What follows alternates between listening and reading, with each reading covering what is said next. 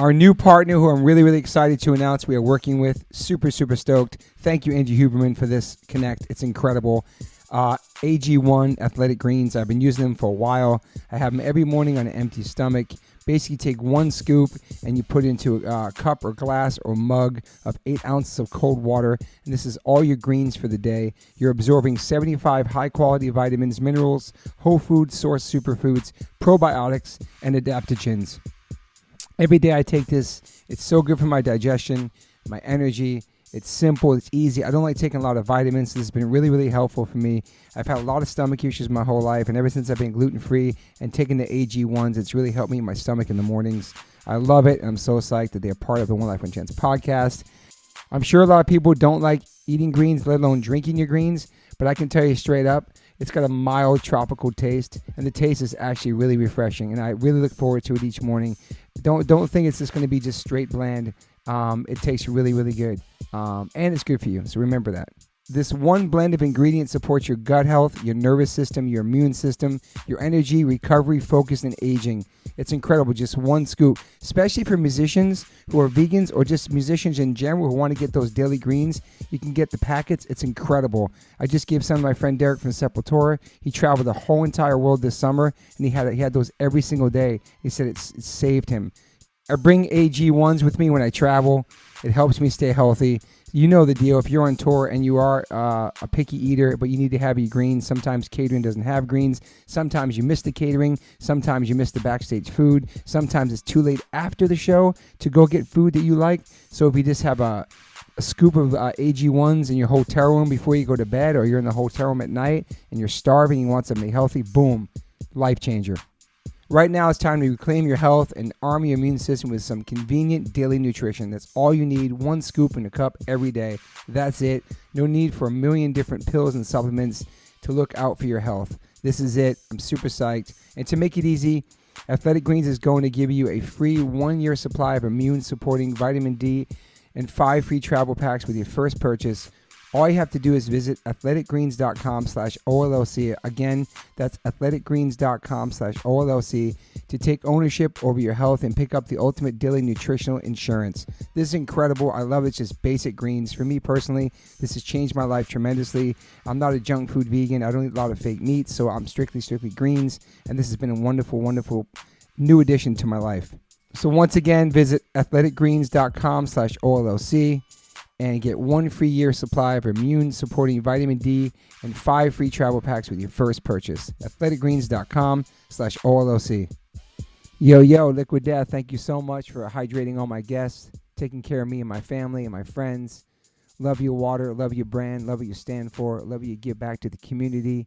If you want to learn more about Liquid Death and how it started, listen to episode 115 with the co-founder, owner, and creator of Liquid Death, Mike Cesario. Just a punk rock skateboarding kid from Delaware with a dream.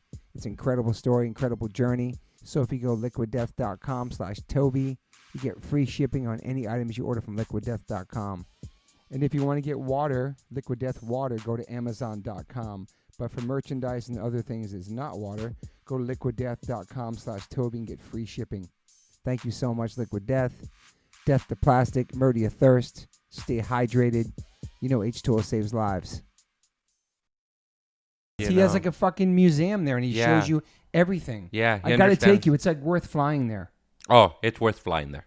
Like he'll like open up a. I'm recording. Fuck it. You open up a drawer and it's like here, Toby, check this out. It's the lyrics to Straight Edge on the first piece of paper, like original lyrics in a drawer. Yeah. Here's the original drawing of the black sheep. Boom. You know, and then like he drew that black sheep. This girl Cynthia drew it. Yeah. Cynthia Connolly. Cynthia Connolly. She's a photographer. She's dope. She's dope. Yeah, she's dope. She has that book, Banned in DC. Yeah, Banned in DC. Mm-hmm. That's her. And that's the book. That's the person that drew the fucking. Yeah. That is dope. The black sheep. That's dope, right? Yeah, she's cool people.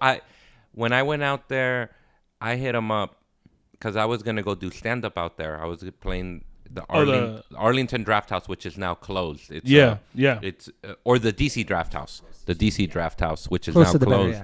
And then. So I was like, damn, I got to get out there and see Ian. Or at least go to the Discord house and like, you know, take a photo there or whatever, you know. And then I was talking to this dude named George Chen who does comedy. on the east side, and like the alt scene and all that. And I said, yo, do you like? He used to work at Alternative Tentacles. Oh shit, nice. And then he's a Bay Area dude, and he told me, he goes, oh, I got Ian's email. I'll give it to you.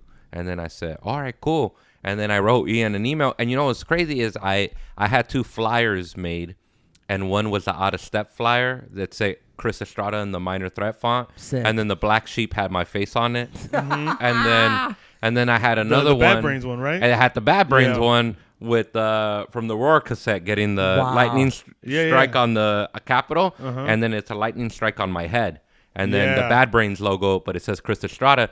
And I sent him that, and I said, man, I love DC. I love Discord. I love DC. I was like, I'm wearing a Discord shirt to DC. I'm wearing my fanboyed out. You know, all good though. Yeah, and I just said, I just want to tell you how much Fugazi means to me. Like Fugazi means the world to me. And then I said, if you would all in the email. All in the email. Man, I'll show you guys. You let it all out. Yeah, I shot my shot. Why not? Why not? Yeah.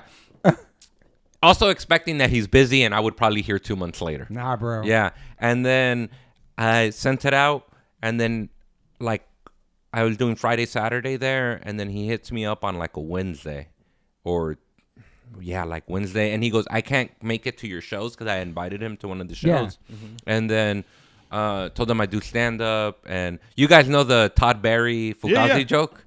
What? Do you know the Todd Barry Fugazi joke? No, let's go, man. Oh, dog. So Todd Barry is this comedian from New York, and he's from Florida, but he's a New York comic. Yeah. And he used to play in a hardcore band. Yeah. He used to play like in an 80s like hardcore band, kind of like on some Circle Jerks type shit. Okay. And he has this great joke about Fugazi where he says, and you know, making jokes about punk to a non-punk audience sometimes hard because there's a lot of context. Yeah. But he said it up properly, and I'm gonna butcher it, but he says, he goes, I recently watched this documentary on this punk band Fugazi, and he goes, and they're very punk. They only charge $10 for their shows, which is great, but you know the drummer has to be like, hey guys, do you think we could charge maybe $15? I don't want to live with my mom till I'm 40. And it's $5 shows too. That is $5. Yeah. That's wow. That's Shout out to Todd Barry. Shout out, because he makes that joke work for a non-punk audience. Yeah. You know, Yeah. which is if you're in the clubs. Yeah, he made it universal. It does work. It does work. It does work. You get it. You don't even need to know Fugazi. He just set it up. He explained the context of it. He explained the context so like briefly, so like just like sharp, and you're like, you get it. But anyway, sent this fool an email, and then I was like, yo, who knows if I'm gonna hear back. Hits me up, can't make it to the shows, but he said, come to the Discord house, I'll give you a tour. And then I said, oh shit. So then I flew in Thursday, and then I hit that fool up, like I think saw him Saturday maybe, I'm forgetting the days, but I took a lift out there, and then it was so surreal. It's surreal, dude. Yeah, pull surreal. Up to that gate and shit. Yeah, pull up to right there in Arlington, because it's only 15 minutes from like DC. Like DC proper. DC proper. We're going to go there next year, okay, bro? Tim, I'm getting chills just like dog. I'm getting chills retelling the story. Go ahead. So then we get there, and then I get out, and he's just standing there, and he goes, "Hey, what's up, man? How you doing?" And I was like, "Oh shit, hey, Ian, like, damn." But it was so like this fool was just talking to you like a normal motherfucker that you were just like, dude. well, I guess he's a normal motherfucker too. So you're just like a person just like you. Yeah. And then, but it is surreal, dude. Yeah. And then he takes me into the house, and dog, I'm tripping out because like. When I grew up with Another State of Mind, the documentary. Yes. Yeah. Oh, yeah. Shout out to that doc. Shout out to that doc. I grew up and seeing that house, seeing those fools skateboard there, Mike Ness playing guitar outside of there, seeing Minor Threat, all that. It was just like, yo, this shit is crazy. You play cool, too. I play cool, though. And then I walk in, even though I'm like geeking out, because, like, you know, I love just DC and the history of DC and punk and all that. But really, like, I love Fugazi, man. I love Fugazi. They mean so much to me. You know? And then, so I'm getting in there, and then this fool shows me around, and he goes, you want to see the basement? Let me give you a tour. We go down to the basement. And then I was like, yo, this is crazy. And he was like, yeah, everybody would practice here. And the basement's a trip, too, because it's super low. So those fools actually sat down to practice. Yeah. You can't really stand. Oh, really? You can't. No, you have to bend over. Yeah. But he's like, put your head in here. You can hear the acoustics in here. Yep.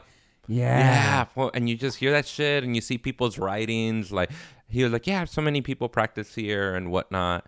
And it's just so nonchalant about it. And I know for him, like, he just says, this is something me and my friends did at this one time in our lives. Yeah. But that was small period of Minor Threat, which wasn't that long, had such a big impact. You know what I'm saying? Like, there might be amps down there from Fugazi, I think, in Minor Threat. He opens up a drawer. He gives you, like, a void circle piece of paper from the Prince on the album. You know what I'm saying? He has drawers full of that. Yeah. And then he started...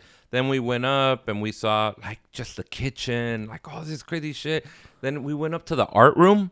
And then the art room, dog, this fool still has all the, like, clippings on how they used to Xerox everything. Yeah. So, and this fool, I, like, explained that I grew up in L.A. and I'm from L.A. and all this shit. And so this fool was like, oh, you're from L.A.? Let me show you some cool L.A. shit. This fool showed me all his original Slash magazines. Slash magazine was the L.A. punk magazine. Yeah. Fool showed me all his original Slash magazines, and I was like, yo, this is crazy. Show me some, like, germ shit, some, like...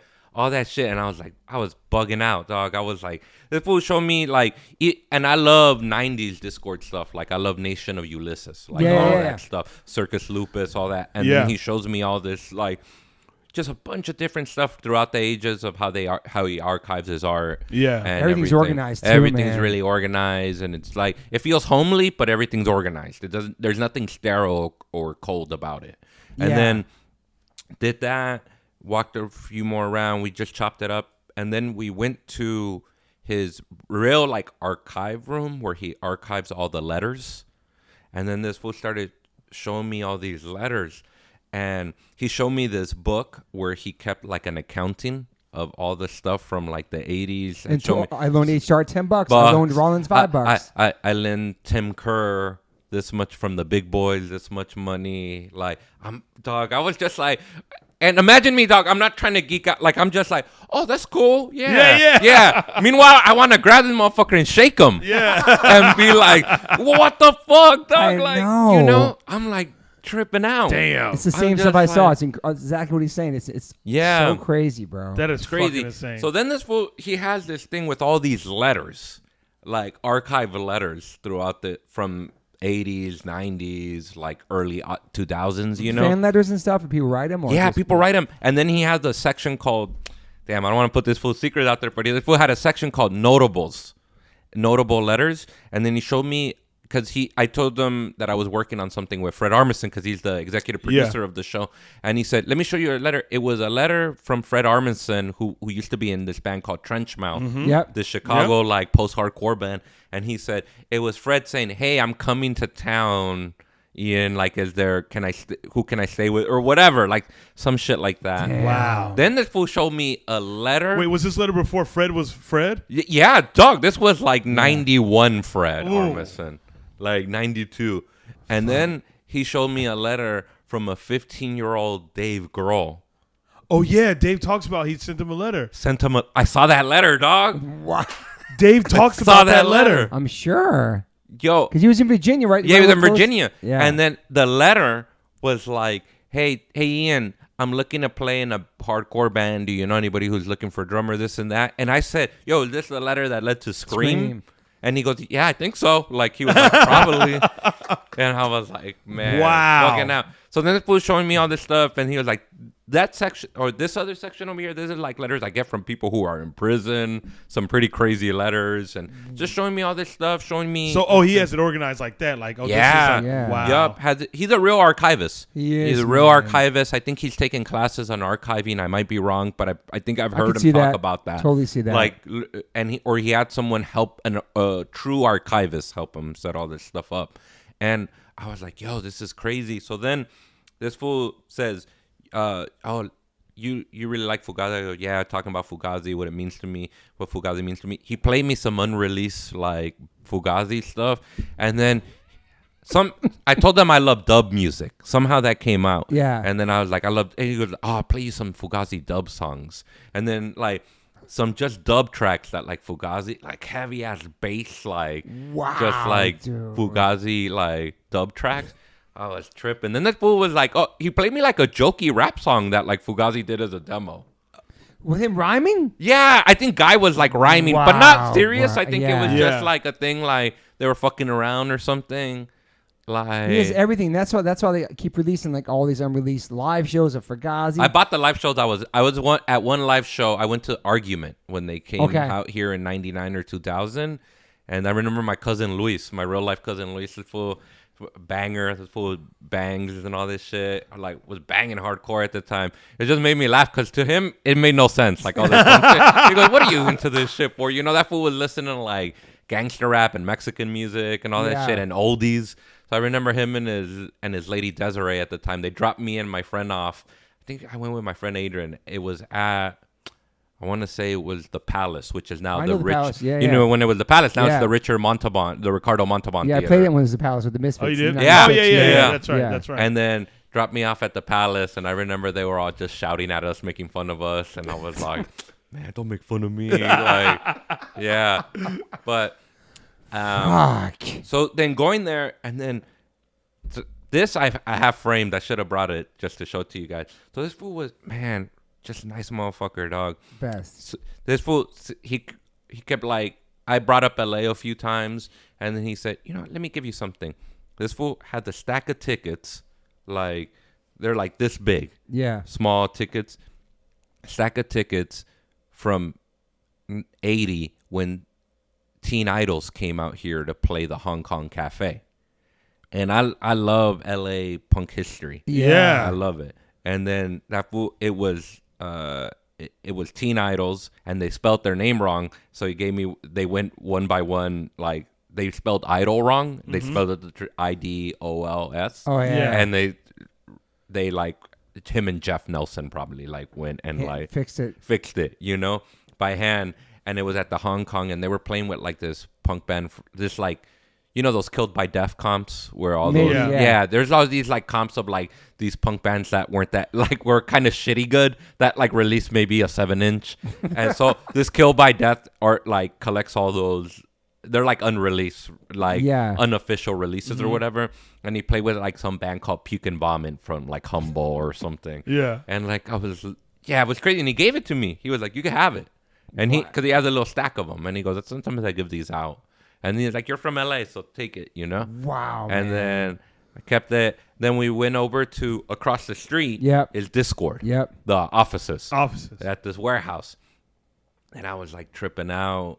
And then all the vinyls and everything. People were working that day.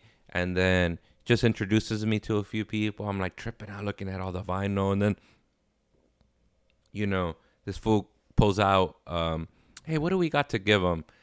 Tells one of the guys, fool gives me a cardboard poster that Jem Cohen, who directed the Instrument documentary, you know, and then that's where, because I grew up on that shit, and I love that part where Guy is telling those fools that were fighting at the show. Do you know the famous, I saw you eating ice cream? You're not a tough guy. Yeah. It's like, so... You know, those fools don't like people fighting at their shows, understandably, right? You know, you don't want that shit. I witnessed that firsthand going to the shows. Yeah. So then this fool, there's a scene in that documentary where Guy stops a fight, Guy and Ian, and then he goes, hey, I saw you guys outside. He goes, you're acting all tough, but I saw you outside eating ice cream. That's fucking And then he goes, ice cream eating motherfucker.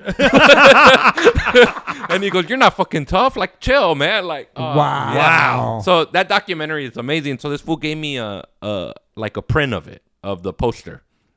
And then he gave me a instrument, the Argument, my bad. The Argument, that album.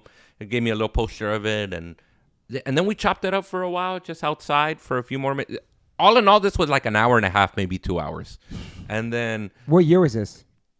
2019. Yeah, 2019. Okay, yeah. wow. 2019. Because I remember you told me about That's it. when I was there too. It's the last time I went. That's when I did the podcast with him. Yeah, because he saw that. You saw that I was going there. You said I should reach out to him. Yeah. Yeah. I was too terrified. No, we'll go. I never did it. I was like too scared. I'll go back out there. And then I went out, and then we came out, chopped it up, and he was just telling me some stories about, like, I was telling him some of the bands I like. I mentioned the Minutemen, and he said D. Boone coming out here with Mike Watt and George Hurley and all that shit. And I was like tripping, and we're just talking. He goes, yeah, you know, hopefully, you know, this is one of the last punk houses that's still surviving. It is, man. And Gilman Street. And Gilman. Yeah. And of course, Gilman. And then he told me this is one of the last ones. And, you know, I'm hoping that maybe somehow we can once I'm gone, I'm trying to get everything in place, just to, if it's a sort of a kind of, I'm trying to get it. I think he said he was trying to get it like a landmark. A landmark, yes, exactly. Yeah. Where you can get a historical site. He goes so that way it can be preserved and people can go and check it out, like sort of a museum of sorts. So like he goes because it says much about the city than it is about punk as well. 100%, man. Yeah, that's beautiful. That is so beautiful. I hope that happens too, man. Yeah. Just killed me. It was so dope to be out there like that. That's a great story. Dude. What a story to start off the pod. I know. Yeah. That's Chris Estrada, ladies and gentlemen, on the podcast, talking about going to Discord and hanging out with Ian Mackay. Yeah. And we got Chappelle Lacey here to my right. Yeah. Welcome to the One Life One Chance podcast. Yeah. That's how we're going to start it. Yeah. Real quick. And then I went to go do my show and I bombed for 45 minutes. But it didn't matter because your day was so awesome. I gave no fucks. I was just like, I don't give a fuck. Yeah. Wow. I bombed for like probably 45 minutes. That is so fucking funny. This is on y'all as an audience. Yeah. Because that's like a life-changing, incredible day, so bro. Yeah. So DC was a tough crowd that night? Yeah, DC was a tough crowd. Are you glad Ian didn't go to that one? Yes, I'm glad that fool didn't go to no shows. I was so happy. Right? I had better shows. But that I remember, like I think the first show after seeing him, I like legit bombed. Yeah. Wow. You would have been so bummed if you had that amazing day with him, and then he came to that property, right? He came Maybe the universe was like, "Hey, let's humble you." Yeah, let's humble you. Yep, that was the universe telling me. Well, fuck. Thank you for being here, man. Thanks for having me. I met you when you were performing with Chappelle. I forgot when that was. Yeah, right? Jam in the van. Yeah, it's crazy. Cause you and Derek had I think that's when you guys first met. That's when we first met. Yeah, you guys first met. Yeah. Wow. When was that? 2020? That was 2020. Okay. Yeah, that was 2020. Yeah. We were doing shit during outdoor shows during the pandemic. We're doing because it was an outdoor show. Yeah. During the pandemic, and that was my first time meeting you and Derek. Yeah, crazy. Yeah, because you hit me up about coming to see you. Yeah, coming to see you. And I was like, oh hell yeah! I was like, I actually have a show. Blah blah blah. Yeah, I took a picture with you and Derek. He took a picture with you and Derek. He knew exactly who you guys were. When he walked crazy in. How that is. But so, let's get into it. I mean, you're born and raised in South Central, right? Yeah. And so, how does a kid like you, who I can tell by this fool, seems like there's got to be some similarities to your real life in that show as well. Yeah. And being a guy that gets into punk and hardcore. Yeah. I just grew up loving that shit. Grew up in Inglewood and South Central and lived in South Central, and punk shit just came into my life like, damn, I feel like probably it was that Epitaph boom that had like a big, had a big effect on me. It was like, I want to say 99. Union 13? Yeah, Union 13, all that stuff. Mm-hmm. I think that's how I discovered a lot of people. That's how, to me, I was recently telling someone that I was listening to like, K-Rock was the big station out here, and then listening to stuff like Sonic Youth, Nirvana, a lot of cool alternative shit that I would listen to, and it felt like this is dope. Like, this is different. I can tell this is different. This is rooted in something. Yeah. And then I feel probably listening to Rodney on the Rock. Like, by the time like I was in 8th grade, I was like 13 listening to Rodney on the Rock. And he would play like Adolescence and like Germs and whatever like British shit was popping off that was modern, like Blur or whatever, Oasis, stuff like that. And then I was kind of picking up on this shit, and my boy Rene, who was into this stuff through his brother, I think I ended up buying a Punkorama. Oh, yeah. Yeah, I bought a Punkorama. It might have been, I think I bought Volume 2 and Volume 3 at the same time. And then that one was a dope compilation because it led me on to everyone. It led me on to like, you guys were on Volume 3. H2O had Ever Ready on Volume 3. Wow. But also Cramps were on it. Okay, yeah, that's right. So I was learning a bunch of different shit. Different styles. Yeah, like for the listeners, that's a Punkorama. Epitaph would make these compilations with all the different artists on their roster. Yeah. And those things, the fact you even bring that up, because I always thought, what are these things for? Like the sample-free things they give at the Warped Tour. These things had impact, and that was the first time people may have heard for us. me. Yeah. I love the compilation shit. Yeah. That was like a big compilation shit. That's how I discovered all types of people. I mean, I remember like Descendants were on the Coffee Mug was on there, like they had a TSOL, the Cramps, all kinds of shit, like different types of shit. And I was like, damn, this is dope. And just from there, trying to figure out shit, where I grew up, it was mostly like it's a Black and Latino neighborhood, and not a lot of people fuck with punk. And mostly what people were fucking with is like rap music, you know? Yeah. Like it was a lot of rap music. It was right. I was coming up like post like the Tupac and Biggie thing. Yeah. And, you know, I was coming post that. I just remember even as a kid, like loving that shit. Like, man, How Do You Want It was popping off. Yeah, like, yeah, on it was. You Want It. Yeah, and just being like riding hard on that. Yeah. And You like liked hip hop too. Yeah, I liked hip hop. Yeah. I liked hip hop, and it felt natural, like, because that's what people were blasting. You know, that's like my cousins were playing that, but also at the same time, my family was playing like Mexican music and other Latino music. But I think, dog, really what I felt was just like, I felt like something different, you know, and I felt like, I feel like I'm a little disconnected from something, and then that's when that punk shit found me. Connected to it. Yeah, and I connected to it, and I think what was dope too about it is that it felt dangerous. Yeah. You know what I mean? It didn't feel. It felt like it just felt dangerous in a way where it was like, oh, you could be different but still be dangerous. Yeah. You know, like you could still have that thing to you. You know. Yeah. And like even like the weirder bands, like, you know, seeing like the Cramps and seeing Lux Interior be effeminate and androgynous. Yeah. It still felt dangerous. So I said, oh, even you can be that, you could be that style and still be dangerous, you know? Yeah. And then started fucking with all that shit, picking up whatever I could. Were you a skateboarder too or no? Nah, I wasn't skateboarding. Was not skateboarding. Yeah. And then, but I was just like picking up all kinds of stuff. And then I ended up finding like, just going to record stores. I think around that time, right before that too, before I got into punk, a big thing for me was the Crow soundtrack. Okay. The Shout out Crow to the Crow soundtrack. soundtrack. Henry Rollins. Yeah, on there. Rollins was on Rollins. it. Rollins, He Nine covers. Inch Nails. Yeah, he covers a Suicide song, Ghostwriter. Yeah. Yeah.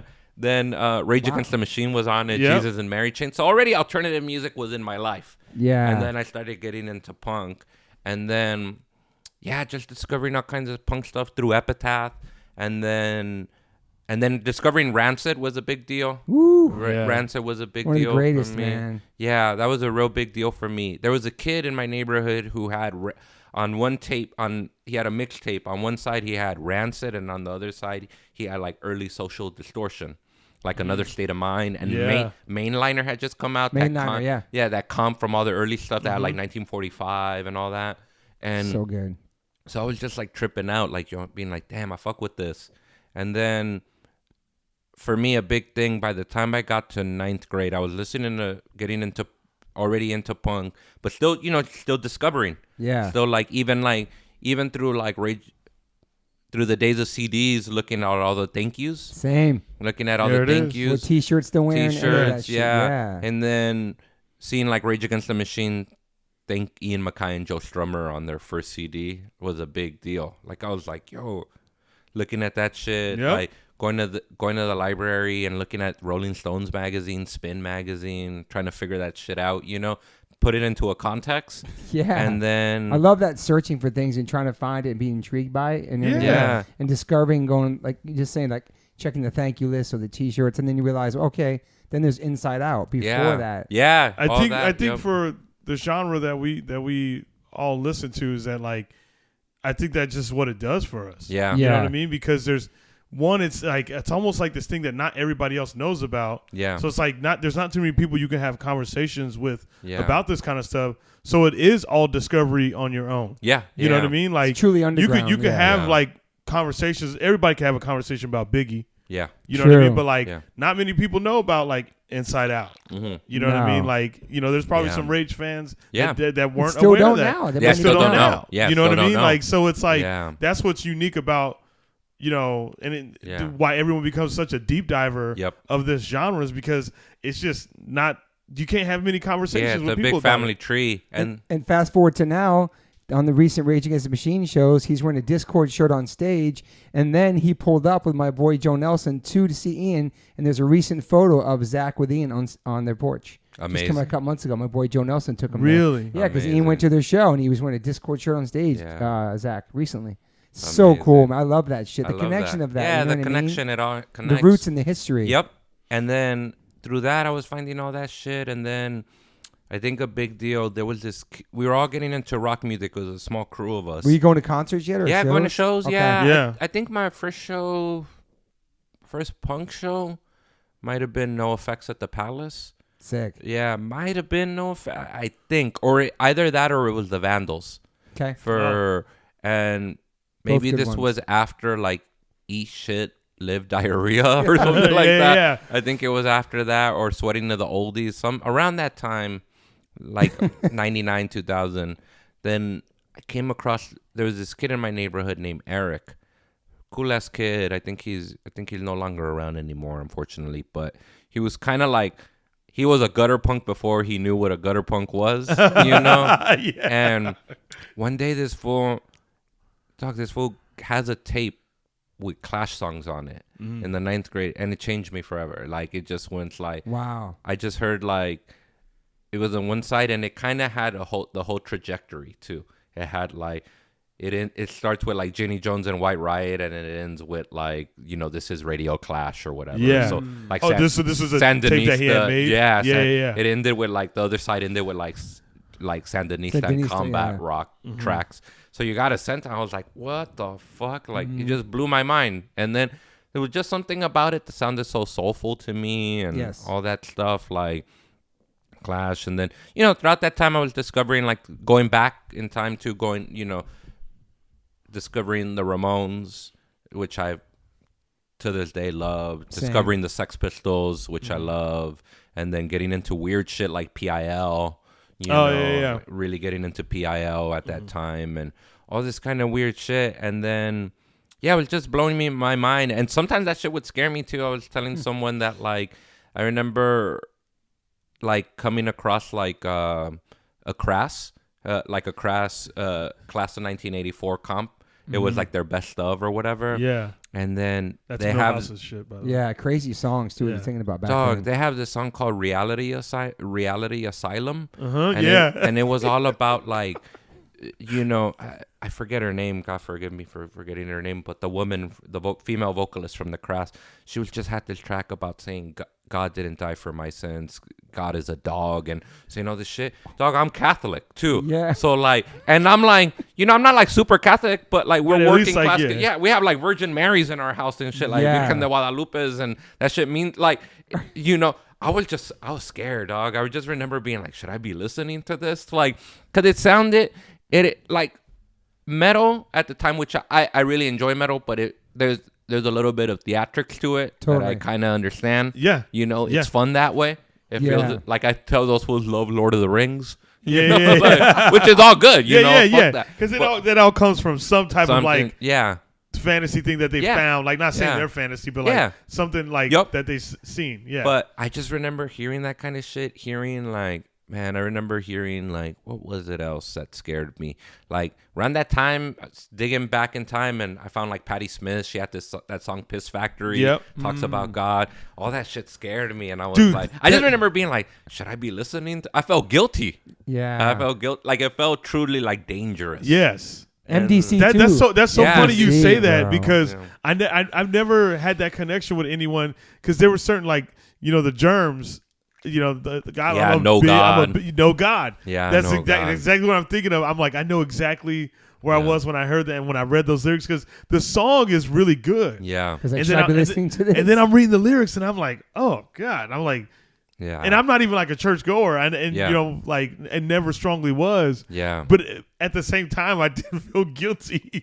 For like oddly enough listening to it, because I'm like, I mean, I don't dislike God. I mean, I don't even know the guy. You know, like, that's how I felt. Yeah, I mean, it's so funny you say that. Kill the Poor and stuff like that. Dead Kennedys for me too. And those eerie kind of guitar sounds. It was sinister. Some of the Dead Kennedys songs. Oh, especially what they were singing about. Holiday in Cambodia. They're like the opening. Yeah, sounds crazy. Scary. Yeah, Nazi punks, just all their songs. Yeah, they were so ahead of the time though. What they were singing about. Dead Kennedys, dude. Ahead of it. Way ahead. So much from them. But yeah, some of their songs was scary. Yeah. What about Bad Religion too, probably? Bad Religion, dog. I used to say one time I did a show at like a punk and drunken public No Effects thing. Yeah. I did stand up set there, and it was like pointless to do stand up, so you just had to riff. because there's like nobody's gonna listen to your set, you know. So and we were playing in between. We were doing stand up in between bands. So I just started ripping. Like this Latino dude passed by with a Bad Religion shirt, and I say, I know you can't wear that around your abuelita.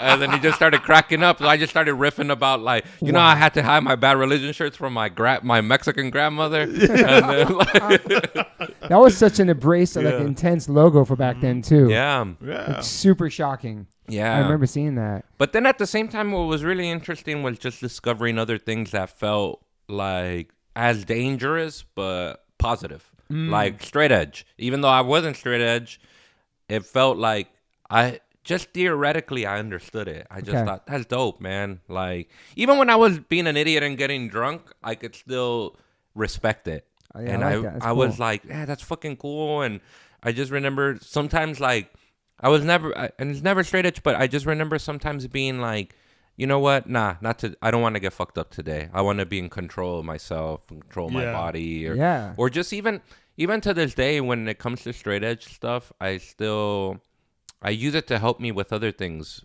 with like eating and drinking. Like sometimes I'll be like, and like I won't want to drink like I love soda, and I go, don't drink soda. That shit just destroys your body. Yeah. You know, they want you to do that. Yeah. They want you to drink soda so it destroys your body and you're addicted to it. So now I make an enemy in my head that I can fight. And interesting. That helps me. That helps me, you know. What's your soda of choice? Mexican sodas, like a Coca-Cola. I would fool myself into thinking, I'm like, oh, they're healthier because it's cane sugar. It does taste better in the bottle. I love it too, man. It's so good. But I know what you're saying. Wow. Yeah, but you know, sometimes like that's what straight edge taught me, even though I was never straight edge myself. But it just taught me like it's okay to sometimes have that discipline in your life and to look at some of these corporations that are selling you soda and snacks a little more critically. You know? Yeah.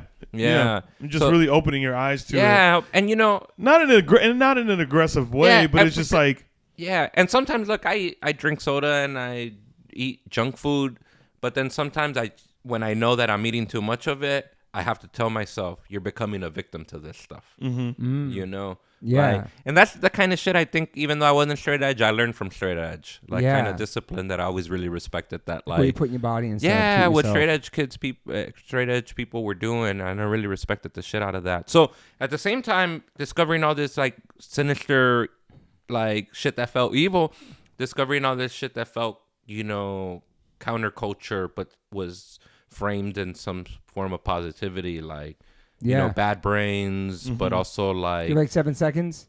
7 Seconds, like thinking about all that stuff. Yeah. But also you guys, you know, hearing you guys talk about brotherhood and all that stuff. And then finding out about like stuff that they were calling like Possecore and stuff like that. Finding about like Lifetime and like... man. What's homies from Philly? Are they from Kid Dynamite? Finding about Kid Dynamite, Painted Black, all that stuff. Black. Yeah. That's so cool. There's so many different versions of that come from taking it back to the Sex Pistols and Clash all the way up to it, like you were saying. Yeah. Posy, the aggressive, the violent, the scary. Yeah. Well, that, I mean, you say it a lot, like, you know, like you didn't hate your parents, like you loved your family and all that stuff. Didn't know what anarchy in the UK was. Yeah, didn't know it. Or the Bullocks. Yeah. So you love the, you know, Kevin Seconds and 7 Seconds, like was your thing that, you know, father figure. Yeah, for sure. You know what I mean? What did your parents think about the music you were getting into? You know, I mostly grew up with a single mom, so she was like, my mom was cool as fuck. It tripped me out, man. My mom, she makes me laugh. So I think she always encouraged me because she didn't want me to fall into like a gang and all that shit. So whatever I was into, she would be like, let's get you into, like, when I was a kid, because my older cousins were gang members and going to prison and stuff, and we'd go visit them in prison. So she was real worried about that shit. Yeah. So she would go, oh, you're into drawing? She would go to like the local city council office. Hey, where do you guys have extracurricular activities for kids? Find someone who could translate for her, or ask me to translate. That's fucking cool. She don't speak English, so I'd go and take animation classes. When I was into like comic books, she'd go, okay, let's take you to the comic book store or whatever, you know? And then, but once I started getting into punk, the only one time she tripped on my music and this was at the same time I was listening to punk, I was listening to hip hop. I was playing the Ghostface Killer album. Yeah. And it was like this intro was like, motherfucker this, motherfucker that. And I was like, I was bumping it. And my mom was like, hey, I don't mind you listening to what you just tell me in Spanish. I don't mind you listening to what you listen to, but just turn it down if they're gonna say things like that. Yeah. Oh, that's cool. Yeah, and she was real cool. She didn't say like take that shit off or anything. You know, she was like just turn it down. That's like because there might be people who are here that are my friends or shit like that. Did you feel pressure to join gangs and stuff like that, or? Nah, I mean, I thought when I was a kid, I thought that shit looked dope. I thought like, damn, that looks dope. That's the thing about it. You're right. The culture of it looks dope. Watching the movies in New York, watching the West Coast, it looks dope. Menace to Society, like, all that. Yeah, too. all that shit. Blood in, blood American out. Me. Blood in, blood out. Yeah. I tell people this sounds funny, but when I was a kid, I was like, damn, I hope I go to prison one day. I just said, I'm going to rise up above the ranks. Yeah. Become a shot caller. And like, it's so crazy. It's just so crazy. And I remember one time like visiting my cousin in prison. I think he might have been a minor at that point, and we probably visited him at like at juvie camp or whatever. I just remember my mom, like they took us, I was probably like 5 or 7 or some shit. Yeah. And they took us to go visit him. And I just remember they told us, they go, where are we going? Oh, we're going to go visit him at his job. And where does he work? And he works at Knott's Berry Farm. And then we went and we're like, there ain't no rides here. Like, and then they were like, my mom and my aunts quickly said, oh, this is the offices. This is like corporate. Because they didn't want you to corporate. Yeah, this is like offices. So then they took us, like the next day, they took us to Knott's Berry Farm. And we're like, oh, he gave us passes to bring. Yeah, because we got to meet him and shit there. Yeah. Wow. That is hilarious. Hilarious. But I remember thinking that shit was dope. And, I think I wasn't cut out for, I was never going to, by the time I was like old enough to understand, I'm like, they do what to get you in the game? I go, they jump you? Nah, my man. Yeah, all set. For me, I think it's just the look that it's like, like attracting, like it's the look and all that stuff. But like, as far as being in it, the lifestyle, that's a different thing than like, because you see those old photos, like, I mean, it's easy to romanticize it. Romanticize it. Like some of my dad's like prison photos, those are some dope ass photos. Yeah. But I know inside those photos, there's some trauma. There's some trauma, pain. some crazy shit. I mean, look at your shirt. Yeah. It's Dre and Game and Lowrider. Oh, yeah. That's a hard look. Do you know what I'm saying? It's like, and growing up in New York and seeing Menace to Society and American Me, Boys, all that stuff, I was like, holy shit, like this is some real. Then I moved out here, and a guy rolled up to me once. I was on a bicycle, gross. He's like, where you from, Holmes? And I was all tatted up. I was like, yo, I'm from New York. This was like 2003 by Trader Joe's in the middle of the day. And I was like, holy shit, this is real out here. I was like, I'm just like a punk dude, like on my bicycle. Yeah. It's crazy, man. But you know what? Even though I didn't join a gang or I wasn't into that shit, being into punk made me feel like, it, like I said, in all its versions, it feels dangerous and tough. Yeah. And like, it has an anger. It kept you on a good path, you think? Yeah. I think so. Yeah, I think so. Because around that time, like I said, I was, finding out about all this stuff that's like people like you guys who have talked about brotherhood, finding out about like, even like, I remember someone gave me a bootleg of like a New York hardcore documentary from the early 90s. He's actually there. Yeah. And then you hear that these fools were Hare Krishnas and, like, I knew that about Cro-Mags, but like, I didn't know about the rest of the scene that way. Shelter and all that stuff. Yeah. But also to me, what's so crazy for me is being from the West Coast, like, and growing up around gangs, I also, in my mind, like, it felt dangerous too, because knowing that like New York hardcore, like hearing those crazy like Harley Flanagan stories, those crazy ass other stories, like so you also understood like those motherfuckers are real out there too, you know? They just got their different vibe out there. Like, even the Suicidals out here. Suicidal, yeah. They had old like LA Death Squad was out here in the 80s. You guys ever read that book, Disco's Out, Murder's In? No, but I heard about it. It's a great book. It's about a gang, a punk gang here in LA County, but out like true story. Yeah, out in like La Mirada around there. Yeah, and it was about this dude named Frank the Shank, who was like, and how like the punk gangs out here were really influenced by the like kind of cholo Southsider culture out here. Yeah, and like it was a crazy ass like story. Sounds like a documentary. But meanwhile, what's that? Oh gosh. what's that Mexican punk band from back in the day? I think their name starts with an S. From back in the day, huh? Oh, The Stains. The Stains. Yeah, but they weren't like that though. No, they weren't like that. They were more like kind of like just punk, like leather jacket punk. Exactly. Yeah. That. They weren't but playing like hardcore. Yeah, they were on SST. Yep. That's right. Yeah, they were. They were on SST. Yeah. And then, but they're great. Hearing all that, like, kind of getting all that stuff too, and then coming across Bad Brains and shit like that, and all that stuff was like, it was dope, man. It just kept me like, even though I went through some times where I was probably fucking around and being self-destructive, it always gave me philosophies to go back to. Yeah. You know what I mean? Yeah. Loving The Clash, loving Joe Strummer and shit like that, and all that stuff. It always kind of gave me something to go back to, What did you want to do when you get out of high school? Like, what was your goals when you were that young? Nothing, did you dog. have any goals? I had no fucking goals. No fucking goals. Were you a good student? I was an all right student. Okay. Just you got by. I got by. Yeah, I got by, and I was kind of like, growing up working class. My mom's a janitor, grandma raising me, nobody in my family. Like, they're all Mexican immigrants, so everybody has working class jobs, and you just kind of have that mentality like, I don't know, I guess I'll be a construction worker eventually or do all this kind of shit. But then what ended up happening, what's so funny? I always say this. It wasn't until much later I felt like, and I always feel when I see a kid, I go, don't let punk become the soundtrack to your destruction.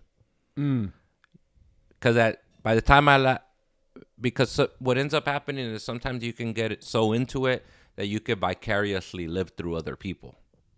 Good point.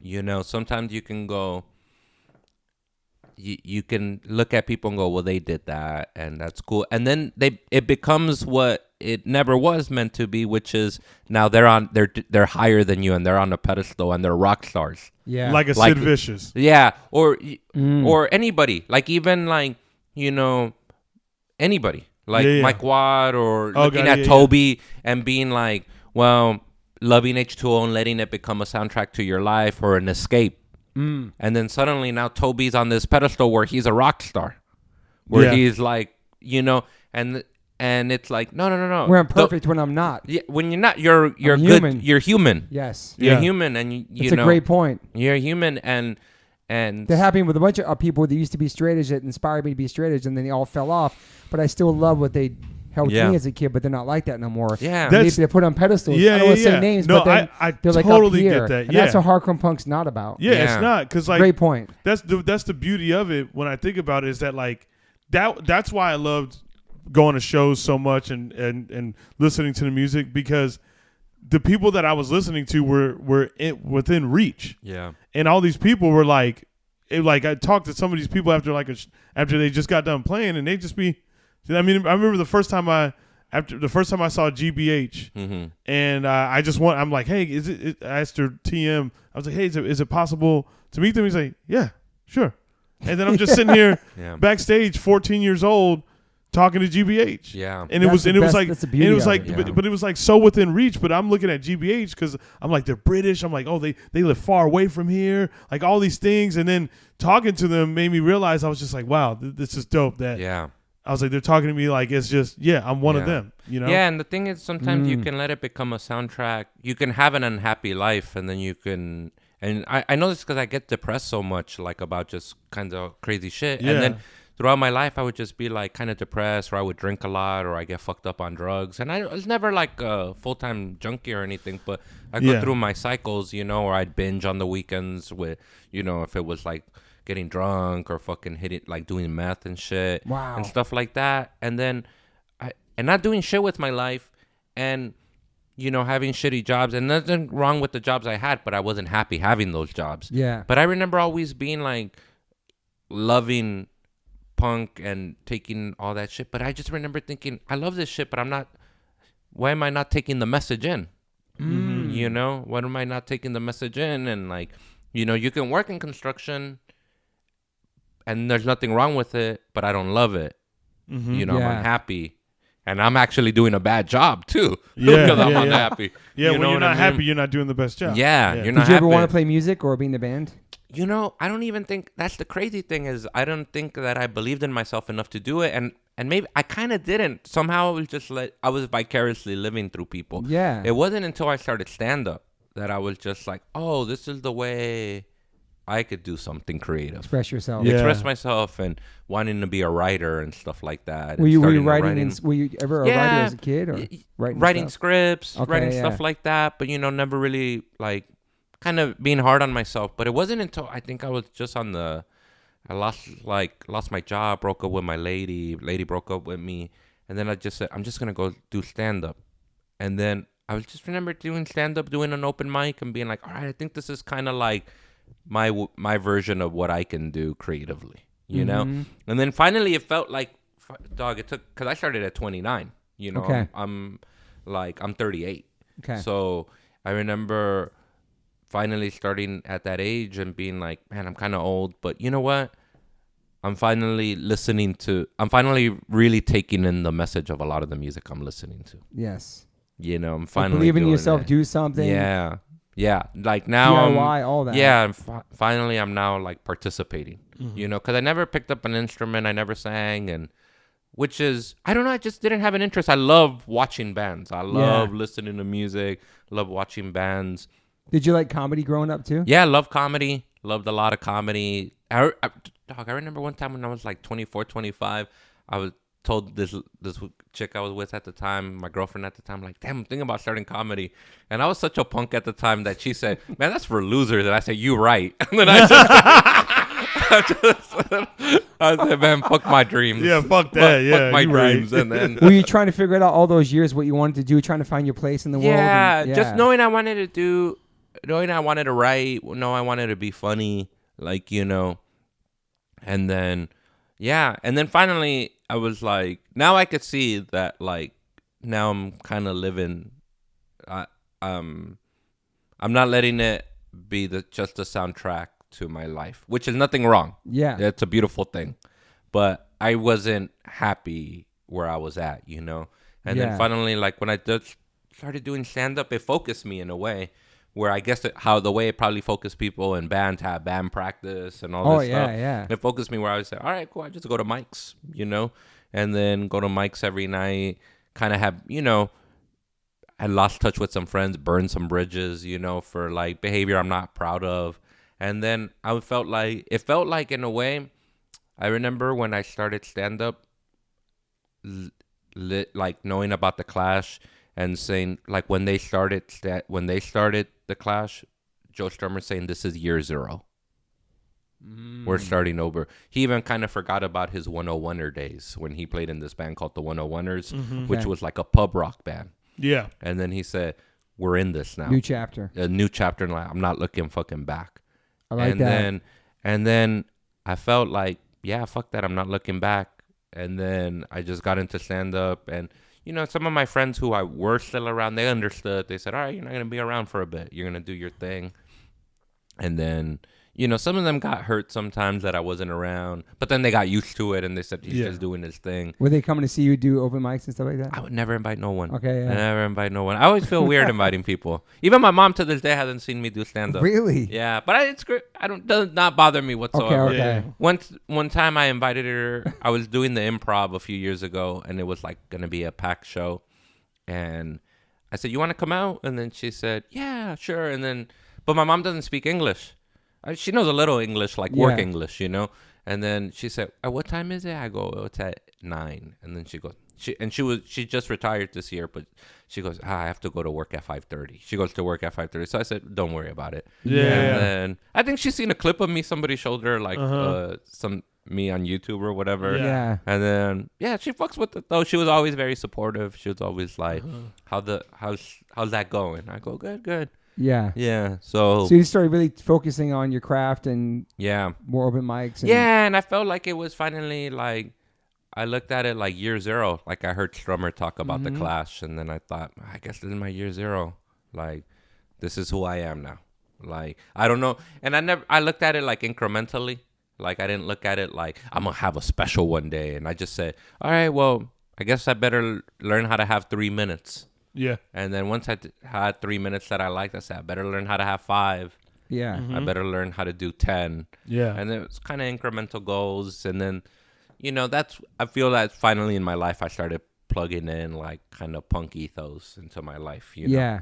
Yeah. Are you writing too? Were you writing for different shows too? Are you doing that too? Yeah, a little bit. Coming in, people asking me to come in and do punch up and stuff like that. And then like writing scripts, trying to see if I could become a writer. And then, yeah, just doing that. And that's how I met the dudes that I do the show with. Now. And then, that I do the show with.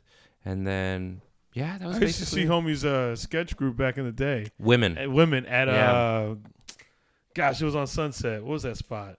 Meltdown. Meltdown. Yeah. I remember the Meltdown, the toy store. Yeah, comic book store. Yeah, comic book store. Go there. Yeah. Meltdown. I used to. When they had women. Yep. And then those dudes hit me up. I was working at a warehouse, and then those dudes hit me up. Comedy don't pay till it pays. So exactly. Yeah. You gotta have a job. Yeah. And then I was working at a warehouse, and this is like 2018, and I get a text from one of those dudes, Jake Weissman. It's 3 comedians, Jake Weissman, Matt Ingebretson, and this dude, Pat Bishop, who directs all their stuff. Yeah. And they had a show called Corporate on Comedy Central that was really, really funny.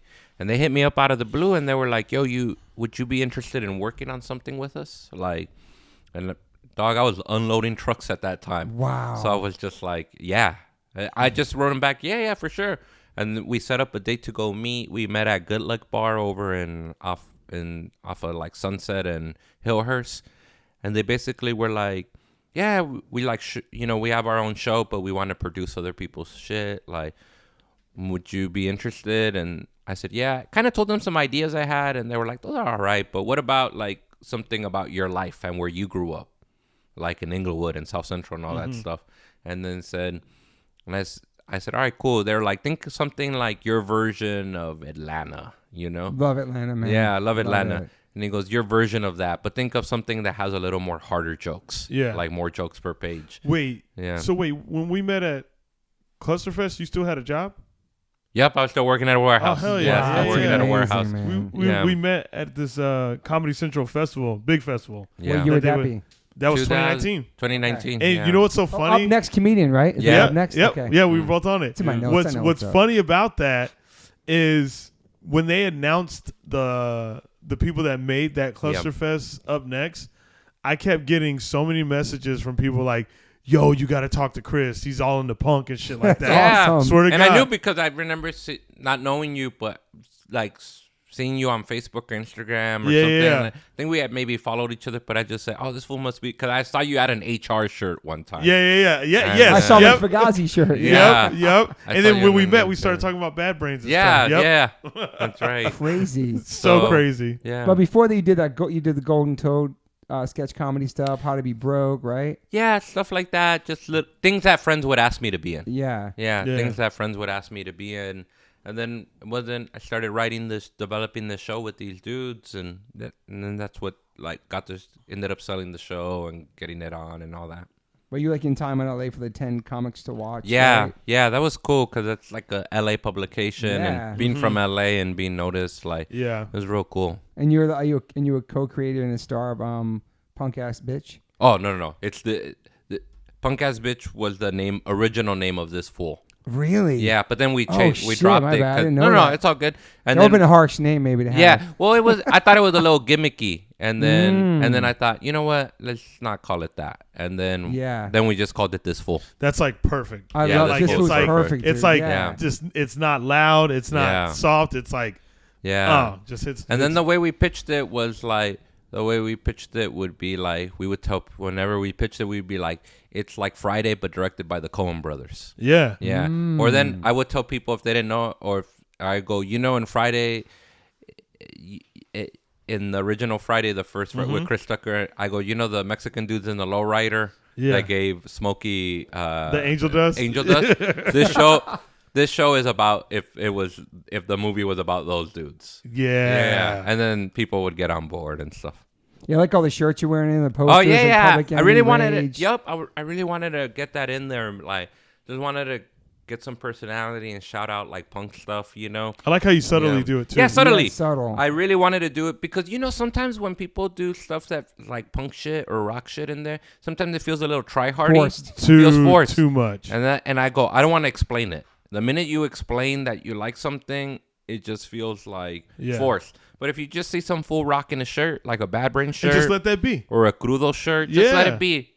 Nobody says nothing about it. Nobody says nothing about it because they just know who you are. Shout out to Crudos, by the way. Yeah, all that stuff. Like you have to get sign off for those. I have to get sign off stuff for that. Like, but bands. I just remember telling the costume designer, like, these are the bands these are some of the, giving her a list of bands, and then her picking out shirts, going to get shirts. She goes, "You like this?" I go, "Those are dope." And then in like a Bad Brains, a Crudo shirt, or even getting music in there. Like we got a DOA song in there. Yeah, called "Fucked Up Ronnie." Yeah, and then got that on there, and then they must have been so stoked because they're working on a DOA doc right now. Yeah, they're working on a DOA day. It's the dude that did Salad Days, I think. Oh yeah. Oh, is it? Gosh, you know homie's name? You know the kid. Yeah, I forget his name. Yeah, I know the kid since he was a young kid going to shows. Yeah. His Scott. name is, Scott something. Yeah, Scott something. I was gonna say because I can't think of his name because his name is Scott's Salad doing Days the documentary. That's right. Yeah.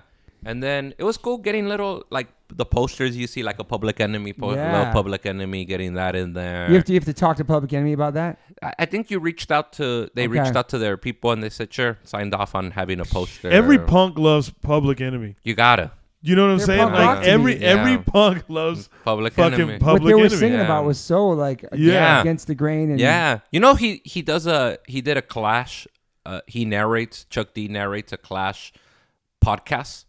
What? Did not know that. There's a Clash podcast on Spotify, I think, and it's like just the story of the Clash. It's a mini series, like maybe 8 episodes, and Chuck D narrates the whole thing. That is fucking amazing. Dude. Yeah. I mean, there's that picture of him and Flavor Flav did wearing the Minor Threat shirts back. Yeah, in the day. I love that. Glenn Friedman dude, that, right? Glenn Friedman photo. Yeah, I love how that's all connected, man. I love it too, man. Because Public Enemy were pretty punk what they were singing about. Yeah. Oh, for sure. It was so ahead of their time with that. Yeah. For sure. And it's cool that he probably always knows that the Clash is. Yeah, yep. He narrates it, and then it was real cool. And then, getting all those sign-offs on things was real cool. And just to subtly, like, not explain it, but also getting, like, hip-hop in there, like, making sure we got, like, dope hip-hop in there was cool. Just to make it all feel natural. Because, you know, it's South Central, and making sure, like, if we get a hip-hop song in the first episode to open it, like, making sure it's a dude from the neighborhood. Got this dude named G Perico, like really dope rapper from South Central.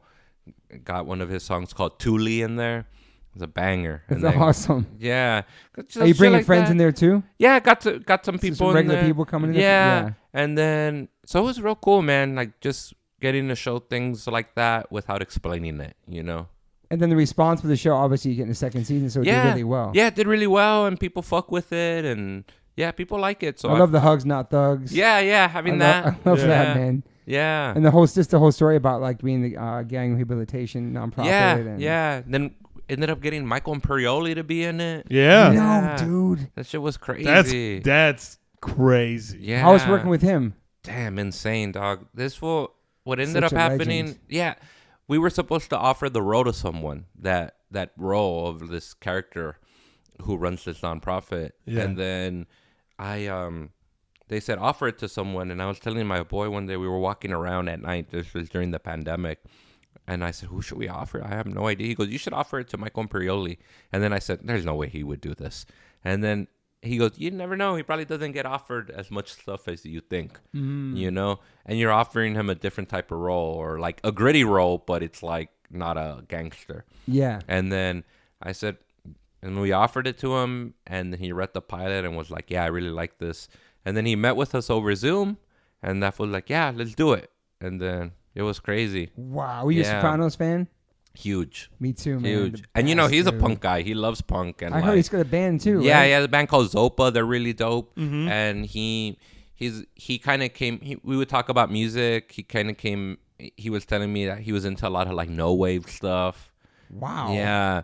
Loves no wave, Lydia Lynch, loves like the Sex Pistols, the Ramones, Big Smiths fan, like all this stuff. So dude, crazy, man. He knows, yeah. What? Yeah, dude, that fool, big Dinosaur Jr. fan. Whoa. Big dinosaur. He still lives in the East Coast too, probably, right? He moved. He was living out here for a while. He used to live in Santa Barbara. Okay. And then he moved back to New York. And then once I think all his kids are of age now, they're in like their early 20s, he decided to move back to New York.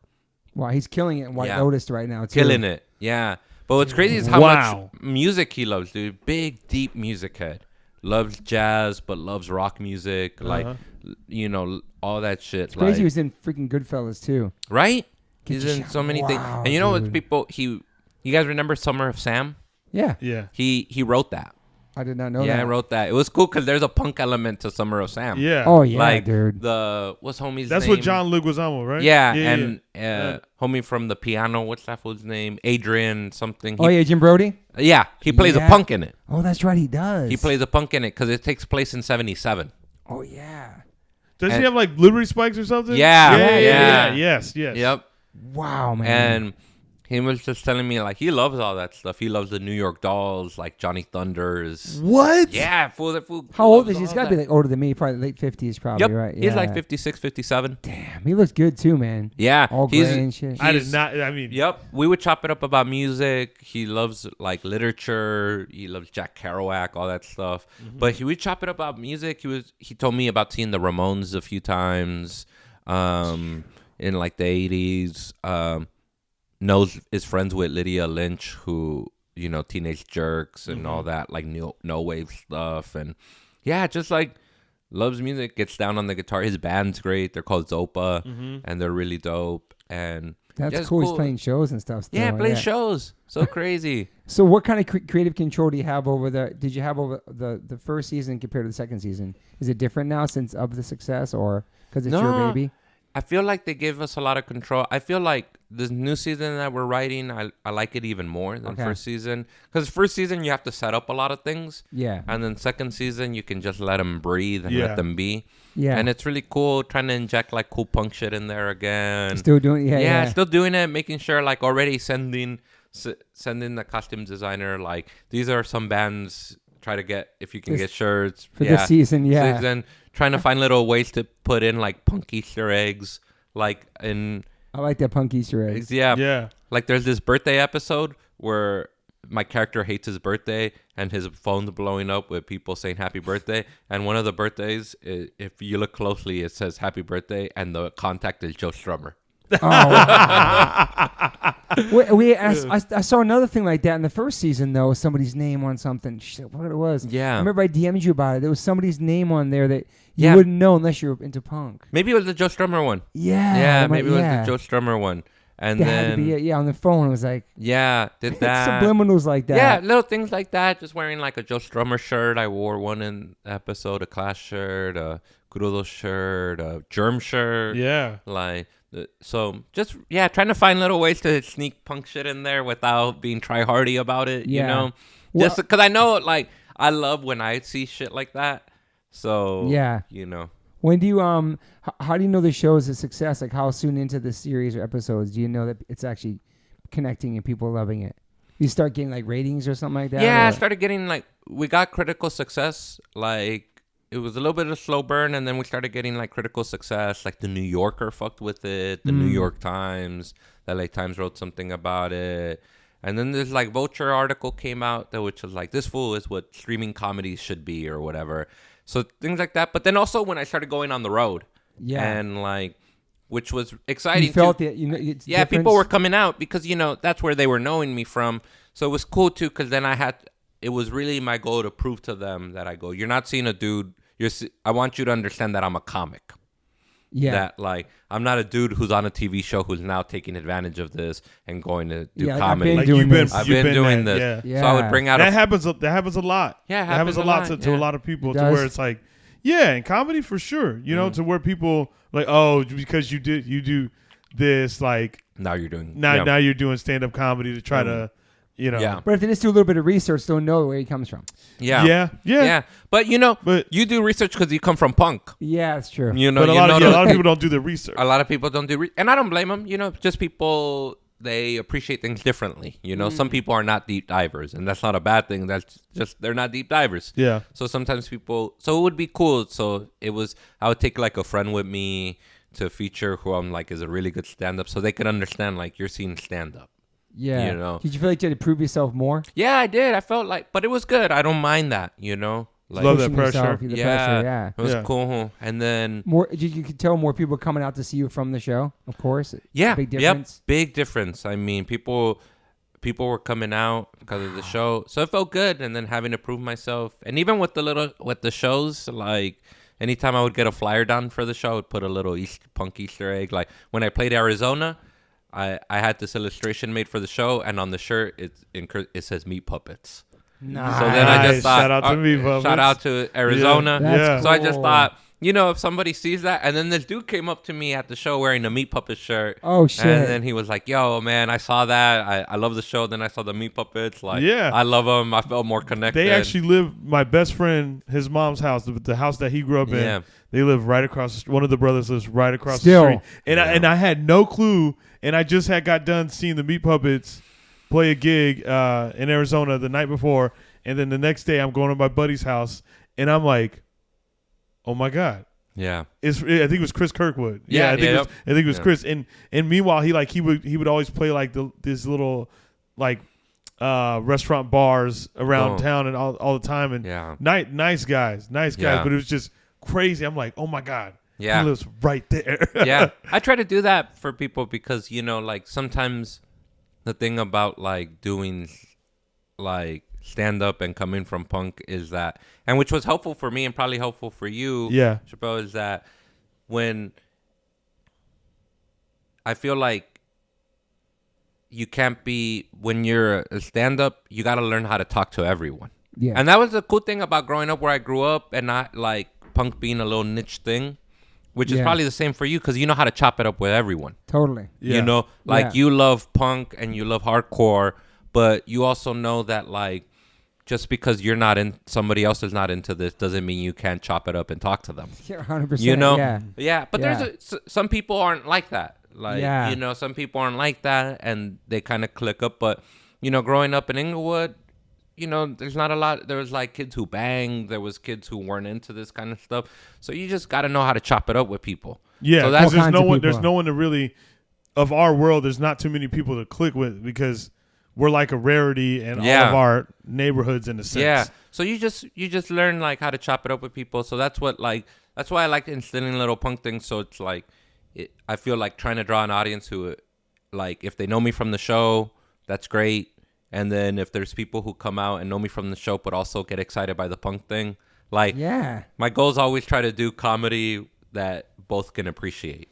I mean, this is a perfect example about you and the clip of you in the Turnstile shirt that all these people saw you on, I forgot this thing, the Tell Comedy thing. Oh, the Don't Tell Comedy. It went viral. Is that you wearing a blue Turnstile shirt and like, who the fuck is this comedian? He's wearing a Turnstile shirt. I love Turnstile. I love comedy. Let me check him out. Boom. Yeah. And just that connection in music, do you know what I'm saying? Like, beyond the comedy, I think that's awesome. Dude. And then getting like people from that punk culture, hardcore culture, and it's cool. So doing little things like that, and so it's cool. It's like a good challenge to go out, and most people are, 99% of people are coming because of the show. Wow. And that's good. That's cool, and it's a good challenge because then they get to see me as a stand-up in that context. Did you have any expectations for the show?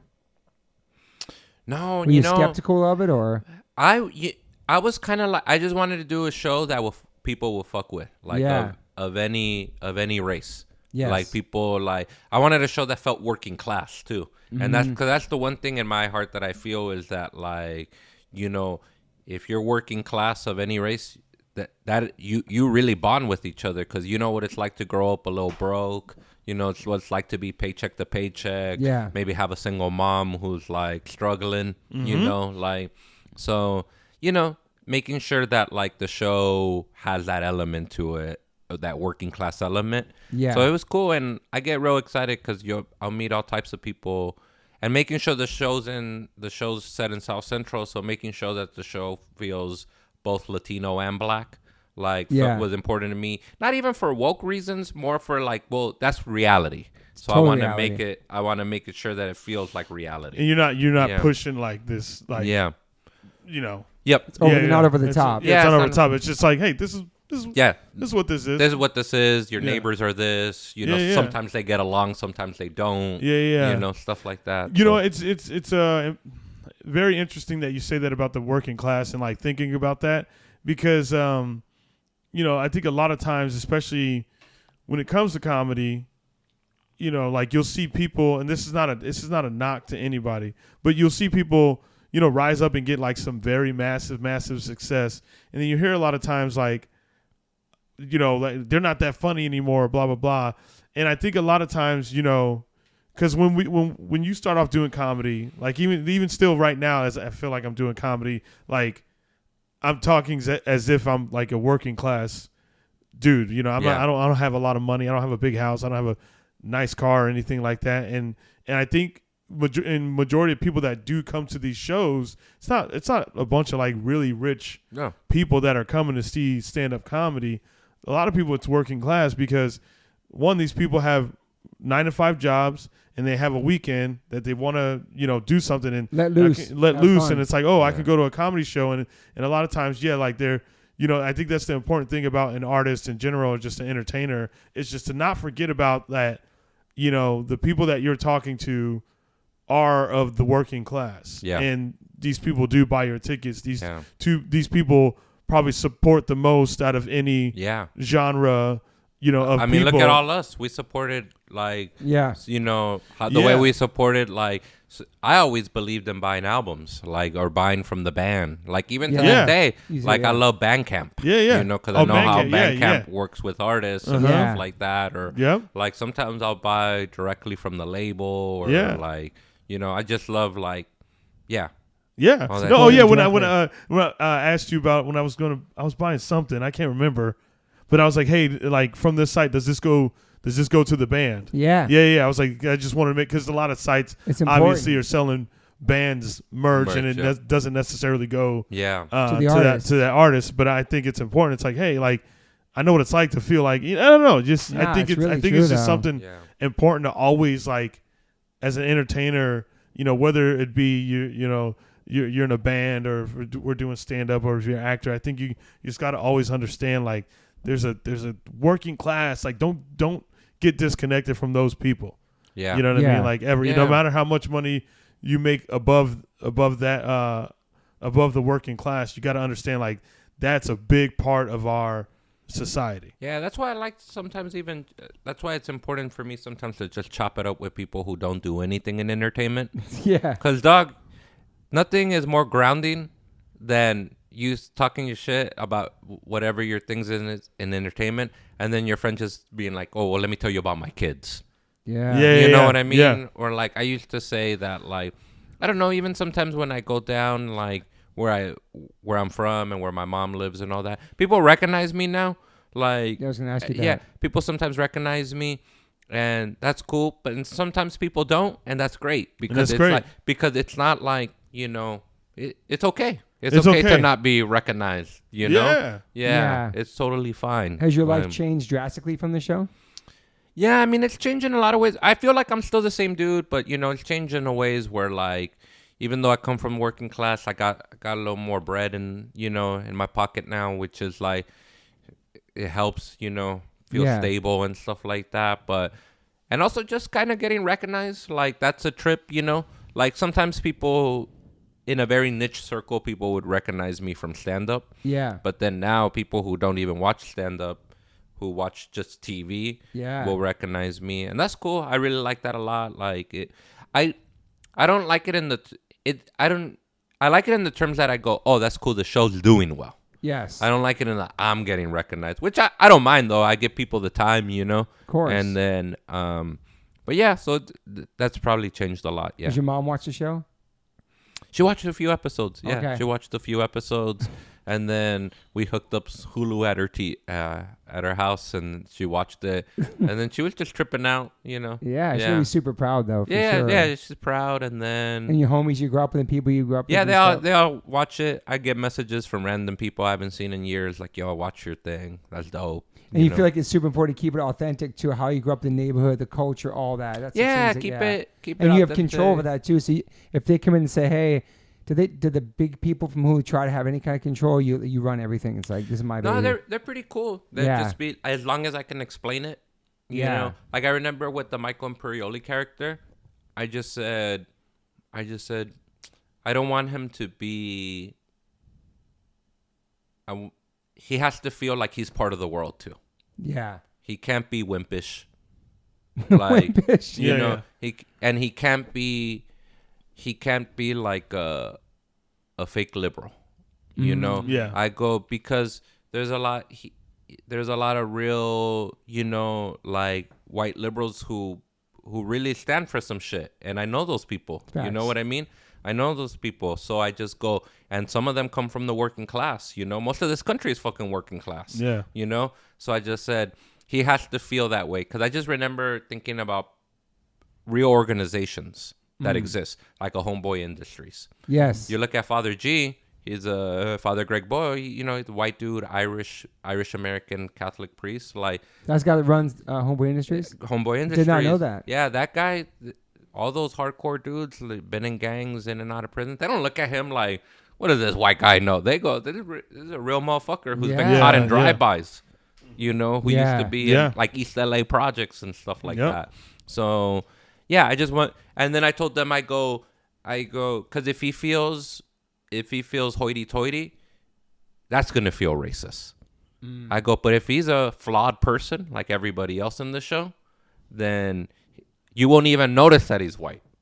Because he's the only white guy in the show. So you won't even notice. He's just like a flawed person, how we're all flawed in the world. And they were like, all right, cool. They let us do that. Like, things I'll explain. Like, one time we have an episode where my mom's, my character's, his mom is getting her recycling stolen by a homeless dude in the neighborhood. Mm-hmm.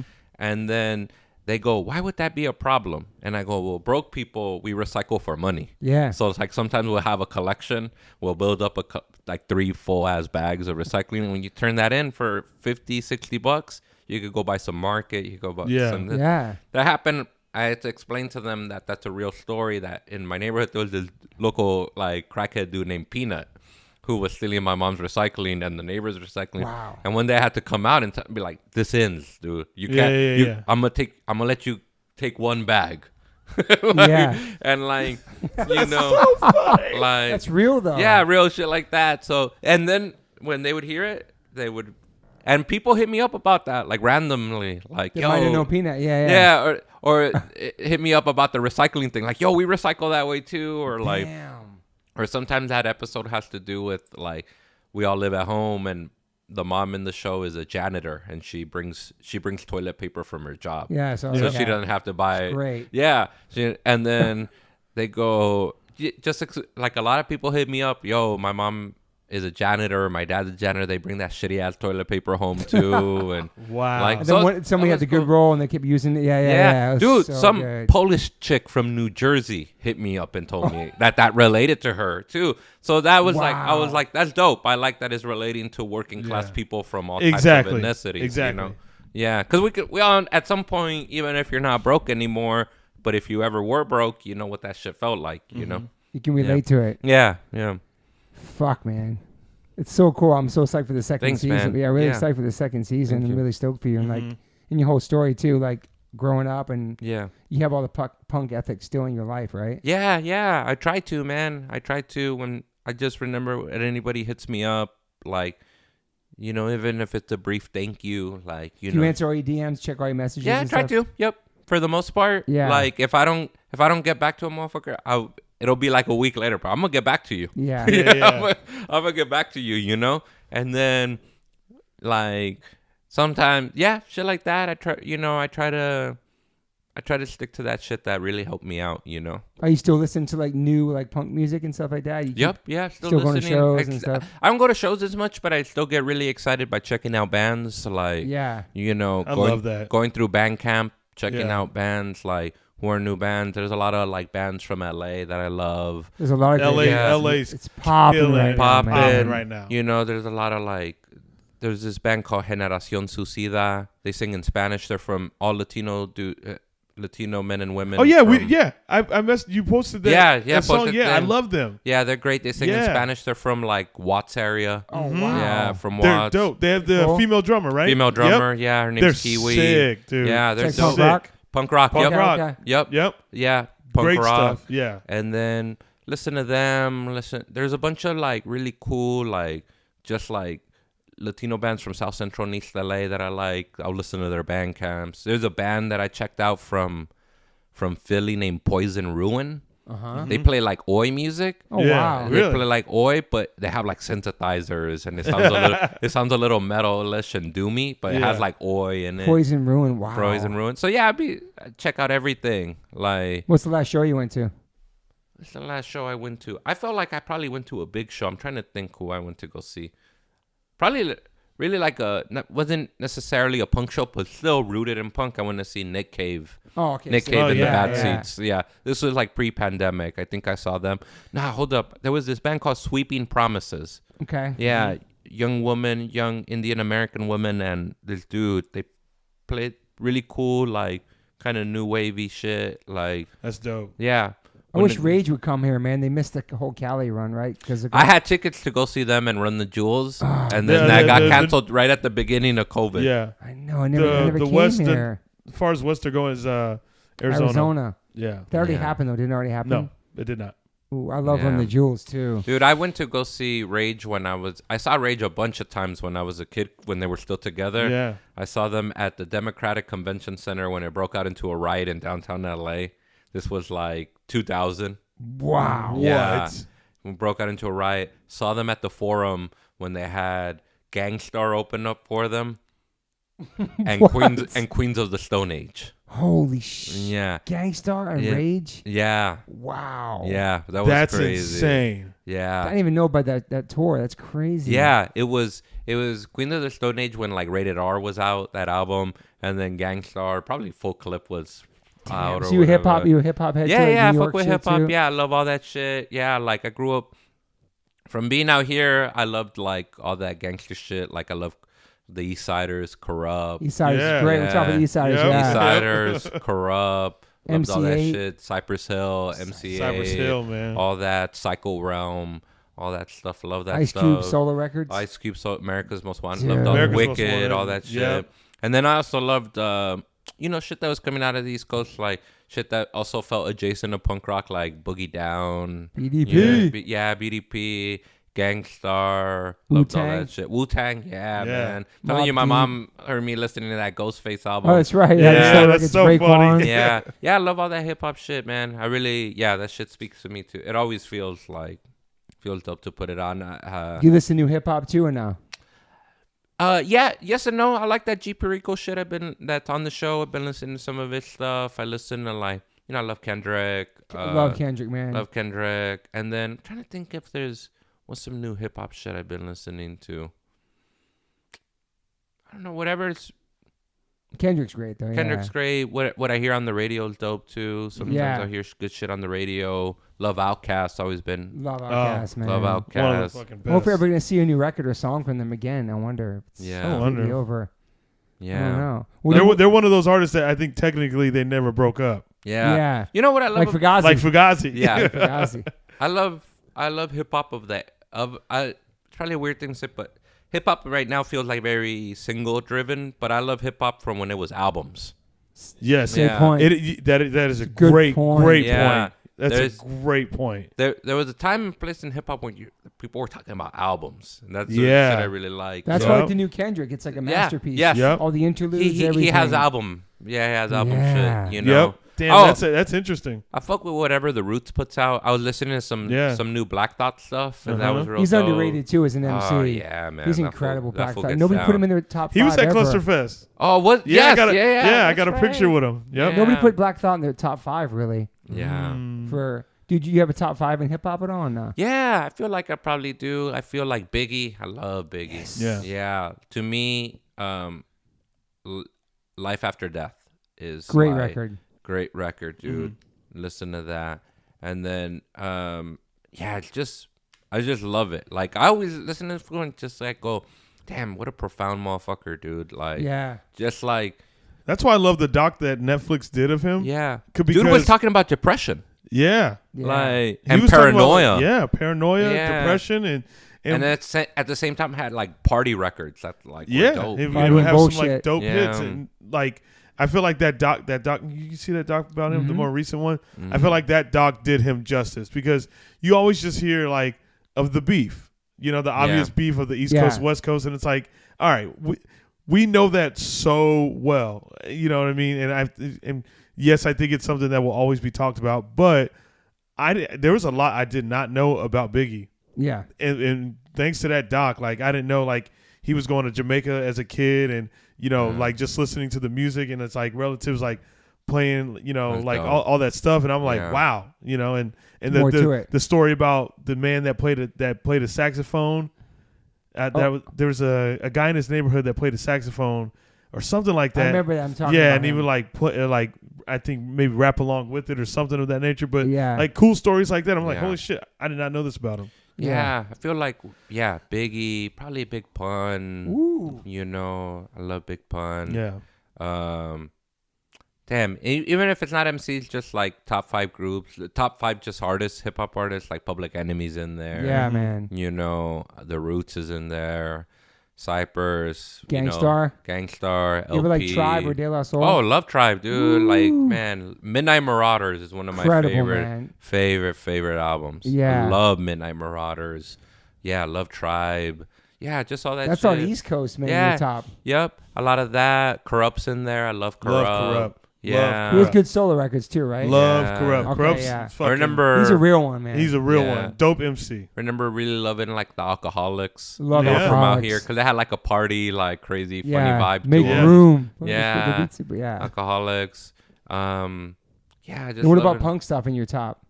Ooh, inspirations. Man, this is Strummer's definitely in there. Oh yeah, love the Clash, dude. Love the Clash, man. You guys, your Train in Vain cover. Oh wow, thank you, man. Yeah, and then love the Clash. What I always go back to is the Clash. I always go back to because the Clash had such a like progression that you could listen to different styles of the Clash if you want to. Oh yeah, you could listen to Janie Jones' White Riot Clash. Yep. Or you could listen, like I said, This Is Radio Clash. You could listen to Clash. London Calling Clash is different from first album. So different. Clash. That's my top. London Calling, man. I love London Calling. What's the album with Tommy Gunn?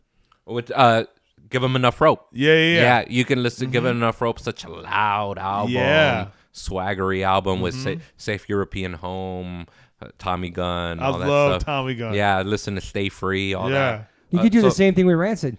Yep. Oh yeah. Which was a big inspiration to Clash, obviously, but Their Life Won't Wait is almost like they're saying That's my favorite Clash Rancid album. I love Life Won't Wait. Hell yeah.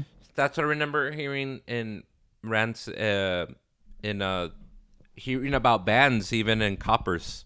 we're in there. Yeah, you're in there. Yeah. You guys got shout out Marky Ramone, Sick of It All. Dude, it's so true. Yeah, you guys got Is that London? I'm gonna find it. Yeah. New York, LA, back to Kingston. Which they have Buju Banton on there. Yeah. Yeah. That's right. Oh yeah. They did that in Jamaica. That's right. Mm-hmm. That's such a great record. I feel like Clash is in there, Fugazi's in there. Oh yeah. Bikini Kill. Ooh. Los Crudos is in there. Wasn't he a teacher? Martin Suranga. Yeah, he was a teacher in Santa Ana. Yeah. Yeah, out in like Orange County. And then stuff like that. I love, At the Drive-In. Really into Mars Volta. Mars Volta. Yeah, I really loved At the Drive-In a lot though. Yeah. They were on like, I remember just like getting into like a lot of hardcore shit from like Kill Rock Stars, all that stuff. Bands like Unwound, I really love. Who was in At the Drive? He came from another band. Oh no, that was just a new band. Then Mars Volta was. Yeah. Okay. Stuff like that. What do I love? Do you like Saves the Day and stuff like that, or? No, a little less. Yeah, a little less. Some of that more like kind of emo stuff I wasn't into as much. Do you like Embrace?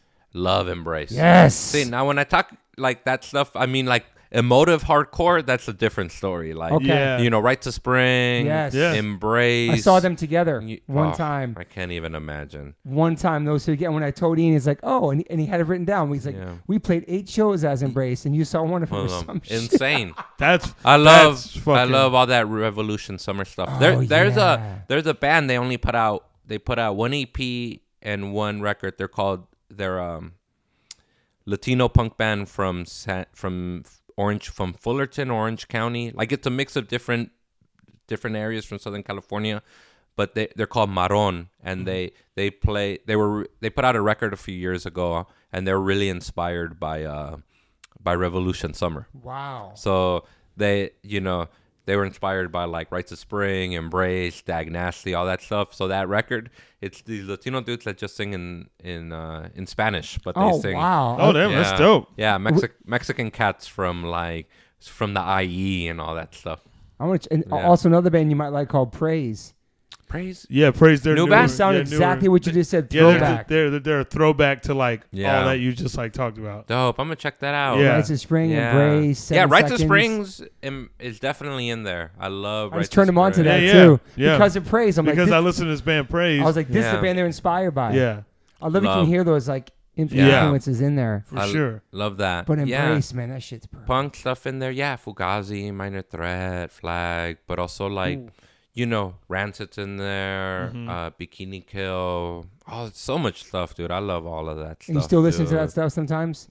Listening on the way here. Yeah, listening to your covers album on the way here. Oh, shit, man. Yeah. Thank you, man. But Rancid, dude, such a big inspiration to me, man. Big part of my life. Yeah, same here. Like watching, Let's Go was huge for me. Let's Go is fucking huge. Like, really huge for me. Did you like Out Come the Wolves? Love it. Yeah, banger. It's crazy how that album still sounds like today. Like it's like relevant, it's so important. It's so refreshing. Yeah, like to this day. Yeah, I love that. Truly's has like an oi street punk sound to it. Like you can hear that fact that he loves Elvis Costello.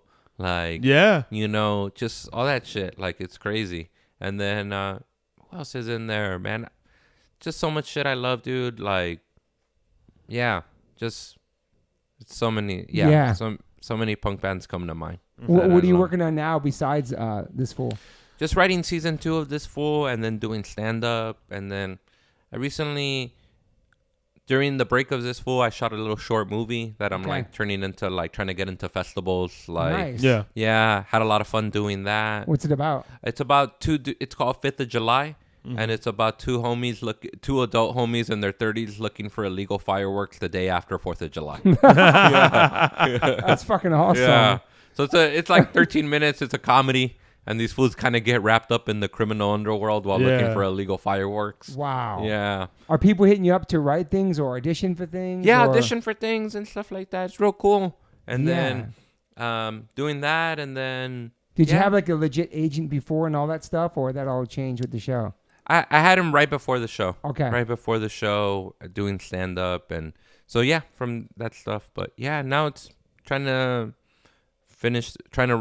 finishing up writing the second season of This Fool. We shoot it in January. We start shooting it January 30th. Damn, it's and then hopefully when that's done, just tour and do stand-up. That's what I want. I want to go out and do a tour where I'm out, like, for a bunch of weekends in a row. Yeah. Like some band shit. Yeah, going to different cities, going to record stores. I love doing that. You know, going to record stores. I do this thing where when I go to a city, I like to listen to whatever. I like to walk around the city, and whatever band is from that city, I listen.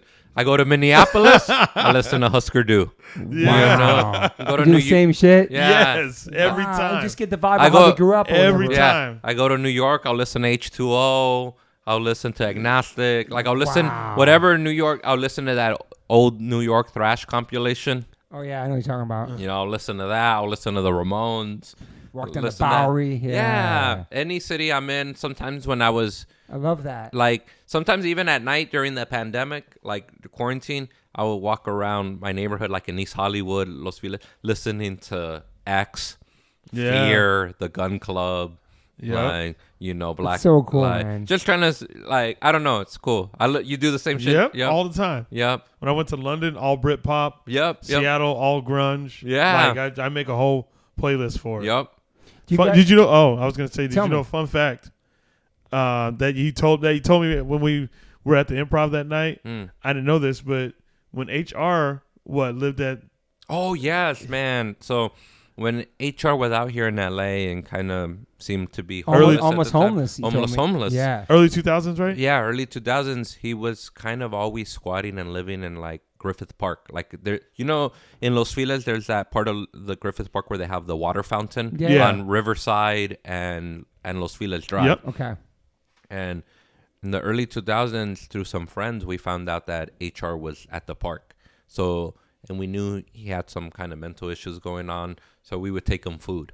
Oh, wow. Yep. We would take him food and like blankets and stuff like that just to make sure he was cool. Was he cool? He was cool. Yeah, he was very lucid. Yeah. Very lucid.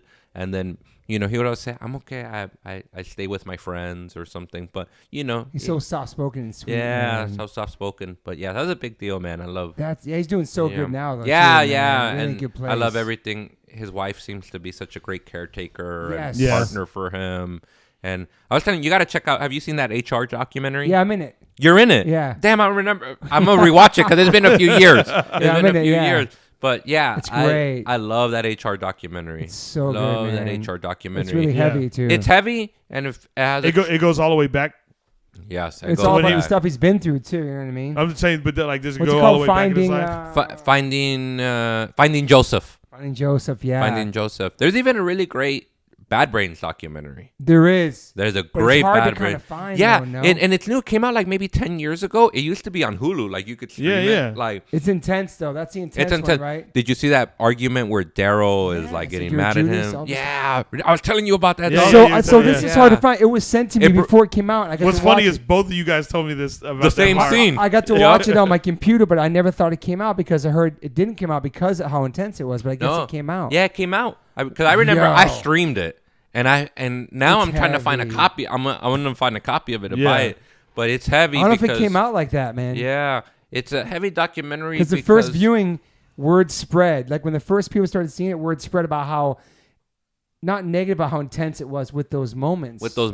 And also their history of like they had that little beef with Big Boys from Austin. From Austin, yeah. Yeah, called them out for the song. Yeah, called them up for Maxim Rock and Roll. Yeah, too.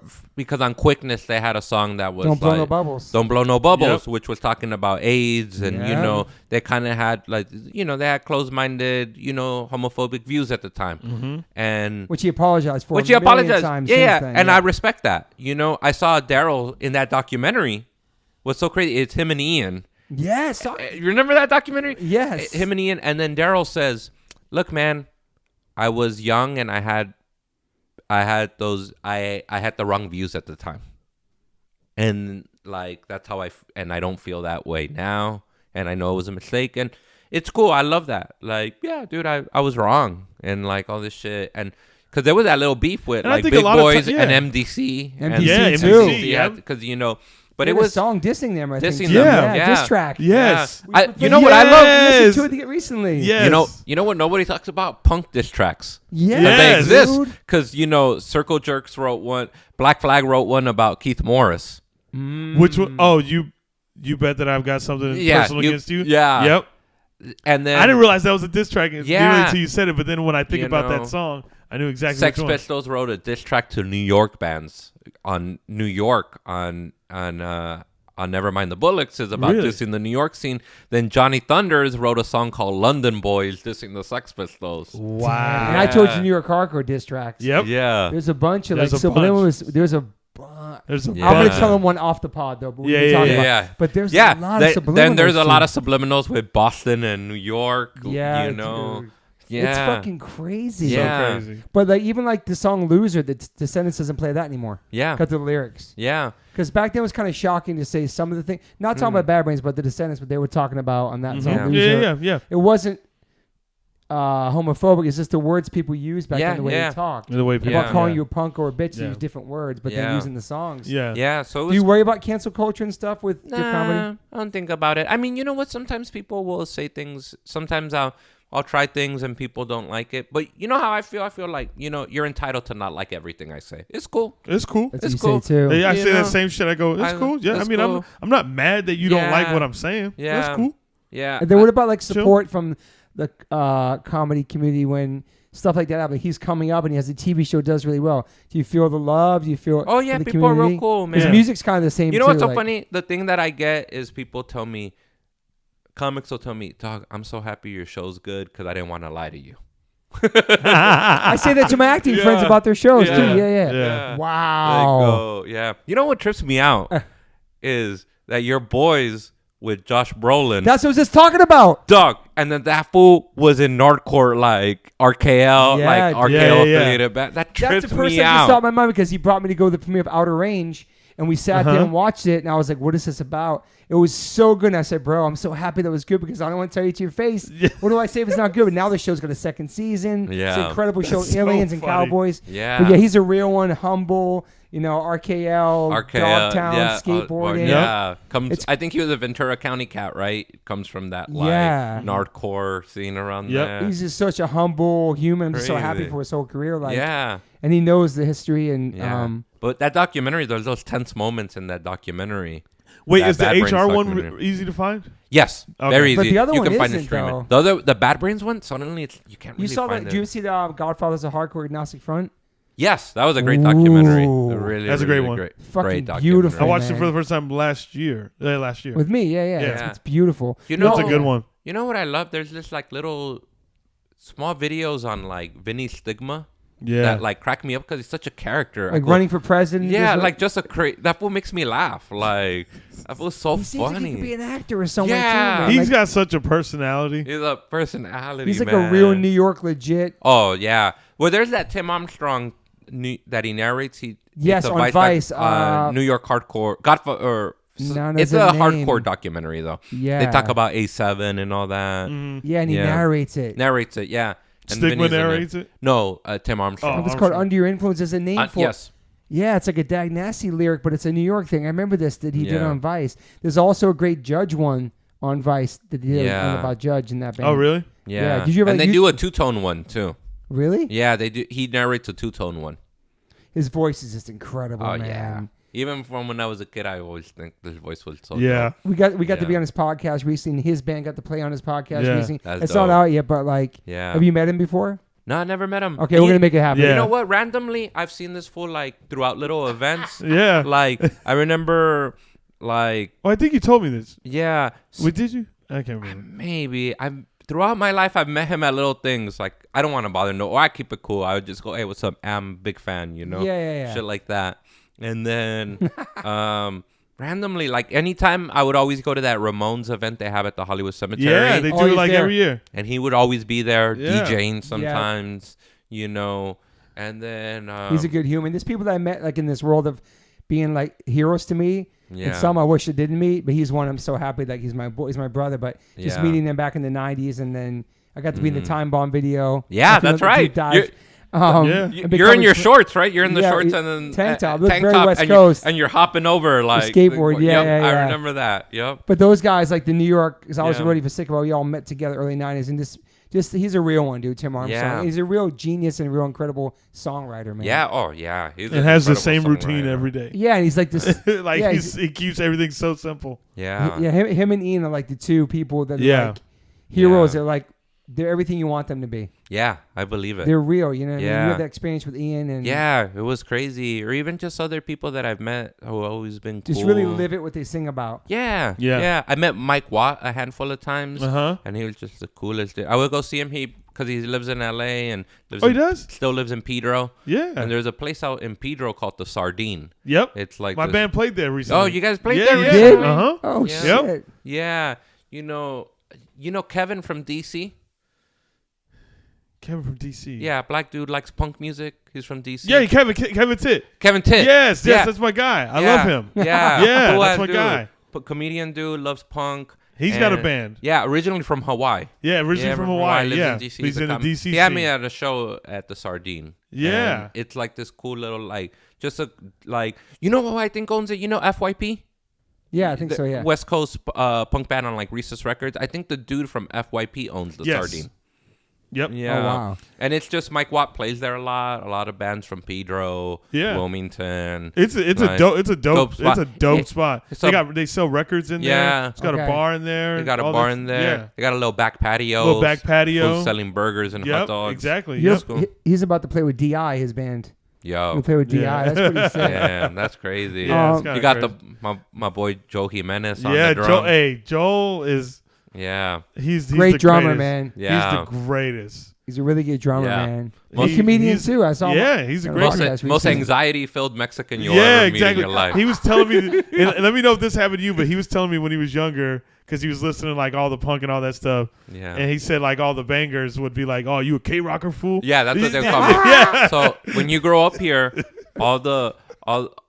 so what was crazy was when you grow up here and you grow up in a neighborhood, like for me, I grew up in a neighborhood that was both black and Latino. So you get all the cholo fools, they would call you K-rockers. Yeah. And all the black dudes that banged, like all the Bloods and Crips in the neighborhood, they would call you like Satan worshipers. Wow. Yes. Yeah. Cause like I always joke around at the time. I said, man, nobody talks about, like everybody talks about white cops, but black dudes who banged at the time in the late 90s and early 2000s, what scared them the most was Marilyn Manson. Yes. Wow. Yes. So listen, I'm telling you, like my folks, like before I was adopted, they thought I was like a Satanist because I fucking would listen to Korn and all that stuff. And I'm like, but you haven't even. I mean, obviously, just hear the sound of it. They think it's the devil. Yeah, and if you don't listen to it, it all sounds the same to you. Yeah, totally. Exactly. Yeah. K-rockers. Yeah, you K-rocker. Yeah. Hey, dog, you're a K-rocker, huh? Yep. Or, hey, fool, you're a K-rocker, huh? And I'd be like, oh, come on, dog. Like, that means like your alternative. Or yeah, something? I mean, because of the station. Because of the K-rock. station. So that's their context. Yeah. You're a K-rocker. They don't really know that maybe what you listen isn't really on K-rock all the time. Exactly. You know? Dude, when Joel told me that, I was dying laughing. Yeah. So I had to ask you. Yeah. If they happened to you. They tell you so Bad Birds on K-rock. Yeah. Yeah. It's like, dog, they're playing 3 Doors Down on K-rock. I'm not into that. You get offended by it. Yeah. It's almost like a diss. So they don't even know they're dissing you. They don't even know. They don't know they're dissing you. Yeah. They would just call you K-rockers. Yeah. And all the black homies that were like bangers, they would all just be like, man, you into that Satan shit, that satanic shit. Marilyn Manson was a threat. That's crazy. Oh, big time. Yeah. It was pretty shocking back then, I guess. Yeah, it was just the theatrics of it and all that stuff. But if you don't have a context for it. If you don't have a If like you don't I know. could look at that as a kid and be like, oh, it's you know, it's fucking shocking. Yeah, it's shock rock. Yeah, shock rock. Yeah. K-rock, shock rock. Yeah, K-rocker. Yeah, that was the thing. Yeah, they would call you K-rocker. Yeah. Do you consider yourself an optimist or pessimist? I think for a long time I've been a pessimist. I think I'm somewhere in the middle. And I feel like because I fight with cynicism a lot, I'm real cynical. Yeah. You know, I'm really cynical.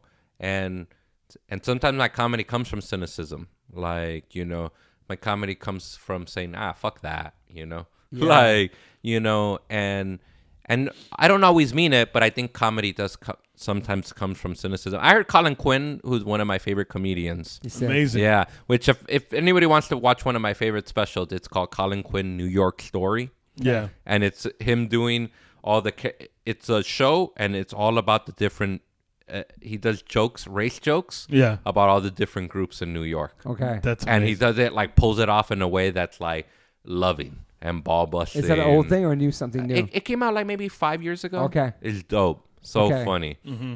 And he would just, but I remember one time he said this thing that he says, you know, the thing about comedy is that there's nothing funny about, like, if you go to Starbucks or a coffee shop in the morning and there's 10 people in front of you and you go, you know what, we all need our coffee. Yeah. Inherently, that's not funny. But if you go into a coffee shop and you see 10 people in front of you and you think to yourself, don't these motherfuckers know that I need my coffee more than them? Inherently, that's a little funnier. Yeah. So it's weird, though, because I feel like it's a thing that I struggle with, because sometimes just, you know, being having depression and having, like, things, feeling angry about things. Sometimes I feel like I get depressed or angry about Still shit. to this day? And cynical. Yeah, I get cynical, and, you know, I just get cynical. But then sometimes what helps me is listening to, like, shit like, you know, sometimes I think about like in that Joe Strummer documentary, The Future is Unwritten. Yeah. There's a part where the Clash was playing some big festival out here. And he said, isn't it amazing that we're all alive at this moment right now? Yeah. Yeah. And when I see shit like that, I go, yeah, that is amazing. So it's cool. And that's why I love, and that's what's great about punk. You want to listen to some nihilistic shit? You can listen to Dead Boys and get angry, you know? And you can listen to some shit that feels, and sometimes if you want to feel like a little more positive about life and fighting, you can put on Eye Against Eye. Yeah, man. You know, you can listen to H2O. So it's like therapeutic for you, music, for sure. Yeah, it's therapeutic. And I think I battle, man. I really battle between... And you know what's the funny thing is I feel my pessimism doesn't come from hatred. It comes from, like...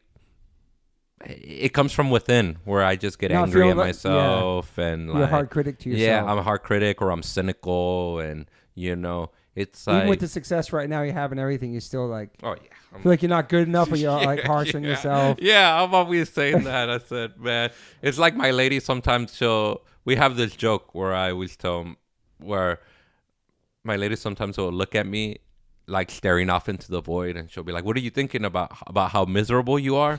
And I go, yes, exactly. And then, but I always tell her, I go, you should be, you know what's so good? You know how I know this is a good relationship? I go, because I'm happy with you, but I'm still miserable. And then I go, if suddenly you were the cure to my depression, then this wouldn't be a healthy relationship.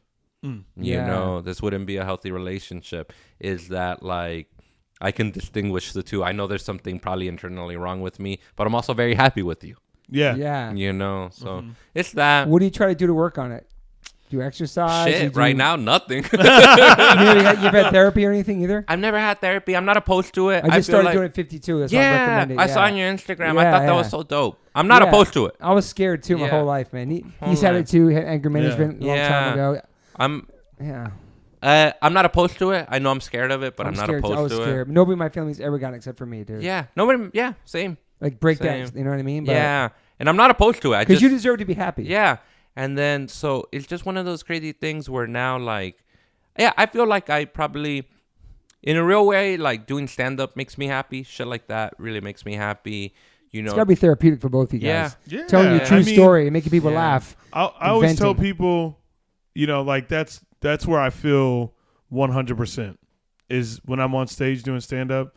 It's the most 100% I think I feel as far as like fulfillment. Yes. Yeah. And, you know, I just love being up there. I don't feel like, not that I feel like I'm faking anything in general. Like, it's like, it's not forced. It's not forced. It's just fucking me. Like, I don't have to, I could just totally be me up there. Like, I don't have to like in a sense of like, if I got to do some meeting and I go talk to some people and it's like, you know, or like at a job, you know, like working a job, you kind of got to, you know, attain these type of, you know, specific things at a job. And with stand up, like that, I just feel like that's 100% my world. Yeah. You know what I mean? It's just the best feeling on earth. Like, I don't know. I just fucking adore it. Yeah. You know, or even for me, sometimes like being alone helps me reset myself. Okay. You know what I mean? Like it'll come from this place where I go, I'm too sad. But then I'll spend some time alone and I'll be able to contextualize things and be like, all right, like, you know, being alone is helpful, going out for walks, going out, trying to get in better shape, things like that, you know, just like I went back and listened to your Andrew Huberman podcast. Yeah. And that was real inspirational because I fight with cynicism and depression a lot. So, you know, like just hearing that dude and then that fool comes from punk. He's covered in tats, bro. And he comes from punk. He's one of us, bro. He was like a squatter, dude. Fucking Isn't that listening insane? to that episode blew my mind. Yeah. Bro, blew my mind. He's helping so many people just like breaking things down. We all can understand it the way he talks. Yeah. But he is one of us. He's a skater, punker. Yep. Rancid's his favorite band. As you know, he has a song queued up every time he flies. Yep. It's so crazy. Like, but he's so inspirational. He's giving away this free gems for us. Talked about seeing you and Rancid, like in SB, like in Santa Barbara. Talks about like Stiff Little Fingers, loving Joe Strummer. Like, just crazy. It was just we're all connected, bro, from this shit. You know, so a lot of that shit, and we're all placed in like a lot of different areas that most people would never guess. Yeah, you know what I mean? No. Yeah, that's why I loved it. That's why I love it. We're all connected through this. So I feel like it's to me, it's a battle between cynicism and optimism, pessimism and optimism, and it's good. I feel like it keeps me fighting. Yeah. Keeps me fighting. But you're in a good place in your life. Yeah. I'm in a good place in my life. How old are you now? 38. Damn, you're young, man. Yeah. Do you want to have kids? Yeah, me and my lady talk about having kids. Awesome. I feel like it's a good thing. I'm down to have kids. And yeah, we talk about it and probably, maybe try next year or something. And damn, at 30s, you're both in your 30s. It's crazy, man. Yeah. Fuck. You look young as hell, though, dude. Thank you, man. Yeah. 52 right now. I remember when I first met you, you told me your age. I was like, "There's no fucking way." Yeah. I didn't. Life, son. Yeah. I was like, it really way. that's what it is, man. Yeah. That's what it is. You don't have it's good. You don't have that shit in your body that ages you that way, you know? Yeah. It's crazy. I never did anything, man. It's crazy. Just water. You know what's so crazy? I truly admire that from you. Thank I don't man. regret the stuff I've done. But when I meet someone who never fucked with anything, what I admire about that is the discipline. Yeah. To just say, nah, I'm good. And like I said, I have no regret about any shit I've done, whether it was dark, in regards to drinking or drugs. But it's just so crazy. I just, like, when I meet someone that hasn't done it, I go, that's dope. You just never, I don't know. I think just respecting straight edge from being even though I wasn't, and respecting that it was a discipline, and it was counterculture. It's a way to say I'm not gonna put that shit in my body, or these going against society and the norm. Yeah. Like this shit there's a righteousness to it that I go, yeah, that's dope. Yeah, it's dope. Thank you. Yeah. Well, it's like crazy. I faced everything in my life. I faced sober. Yeah. Everything I went through. Yeah. But now it's led me to therapy, and I can talk about my whole life now. Well, I mean, facing not a lot of people can say that. Yeah. I mean, when I was fucked up, I turned to alcohol. Yeah. You know? Yeah. You did it all sober. It's crazy. You know? Man. I don't know how the fuck I did this because I'm such a spaz. You know me, hyperactive fucking person. Yeah. I don't have addictive personality, but I don't know. I just it was the timing in my life, and I was 11 years old, and I was a skater, and Minor Threat, I heard them, and I was like, this is fucking so cool. Yeah. And it just happened. I don't know, man. Yeah, it's great. I mean, that's what I respect the shit out of all that edge stuff so much. Like, even the fact that, like, even hearing Ian talk about, it was just a choice for me. Yeah, personal choice. It's a personal choice. I have friends that he didn't make it about anybody else. Yeah. And, it became a culture to a lot of people and a way to live. It became all kinds of things. Yeah, gangs, it became movements. That's what's so crazy. Shit, it became gangs. It became movements. Became violence. Like, I remember hearing about, like, dog, don't go to no Earth Crisis show smoking a cigarette. Yo, shout out to my brother, probably listening to you. Shout out to Earth Crisis, my friend. I remember hearing that as a kid. Hey, fool, don't be going to no Earth Crisis smoking no cigarette with beer. Those fools will bang on you. Like, and Earth Crisis wouldn't do that. I'm speaking to them, but just hearing talking about, you hear people talk shit. I love those stories through the scenes. Through the scenes where it's like, oh, this person's like this, and it's before the internet too. Like these. This is before, and you had to. Yes, you believed it. Yeah, you believed it. Shout out to Earth Crisis, who are still straight edge and vegan though. Yeah, just shout out to them. Really, shout out to Earth Crisis. But I just remember hearing shit like that. Hey, don't be going to some of these shows, straight edge shows. They'll bang on you, dog. Like, and that's you growing up in like a gang neighborhood too. Like, now you can't go to a hardcore show and feel safe because you're so funny. Wow. Just hearing that, but that's all that drama. I love it. It's part of it. It's part like of it. That's the excitement of all the shit too you're talking about. Yeah. The scariness of it, the intensity of it. Just like it's so crazy. Yeah, I don't mind all that shit. All the dark aspects, I don't mind. The only dark shit I've always hated was all the boneheads, all the Nazis, fuck all that shit. But fuck all that shit. Yeah, I remember going to like Orange County or IE shows and bumping into like boneheads, like Nazi dudes. Boneheads to the listeners are skinhead Nazis. Yes. Yeah. Fuck, man. Fighting with those fools, like. Sometimes, like, I remember one time we went to a Hootenanny festival. Hootenanny, yeah. Hootenanny festival. And we just went because it was like... Social D had to be on Social D was that on it, and X and Joe Strummer and the Mescaleros were on it. Remember that one. And then It was me and my friends went, and then there was a lot of boneheads there. I remember standing next to some fool, and I was like, fool had a Hitler tattoo. Wow, I said, man, I said, I'm moving away from this motherfucker. And then it was probably like a sizable little chunk of Latinos. And then we saw some black dudes, hey, come kick it with us. And then saw some Asian dudes, hey, let's all kick it together. Like, like some non-racist skinheads, hey, let's all kick it together. Like sharp skins. Sharps and all that. But nothing popped off, really? Oh, it popped off. Okay, Things would pop off. Like, damn. I remember at some show out in like IE, we got chased out. Like, Jesus, by some boneheads and stuff like that. But what's funny is that they pull up to these shows, and meanwhile they're all outnumbered. Like, if you not all the time, but yeah. Well, I mean, depending on the size of the show. You know what's so funny? Today I was like thinking about something. I go, a few weeks ago, it made me feel bad. I go, man, nobody likes y'all. I go, what's funny is you don't like anyone, but nobody likes y'all. Nobody likes y'all. That is funny. It's so fucking true. It's so true. Especially with things people are talking about now with all that shit. Fuck. That shit. What a crazy world, man. Crazy ass world, man. But I remember seeing those fools at shows sometimes, like when you would go out to like, never in LA, No. Never in LA.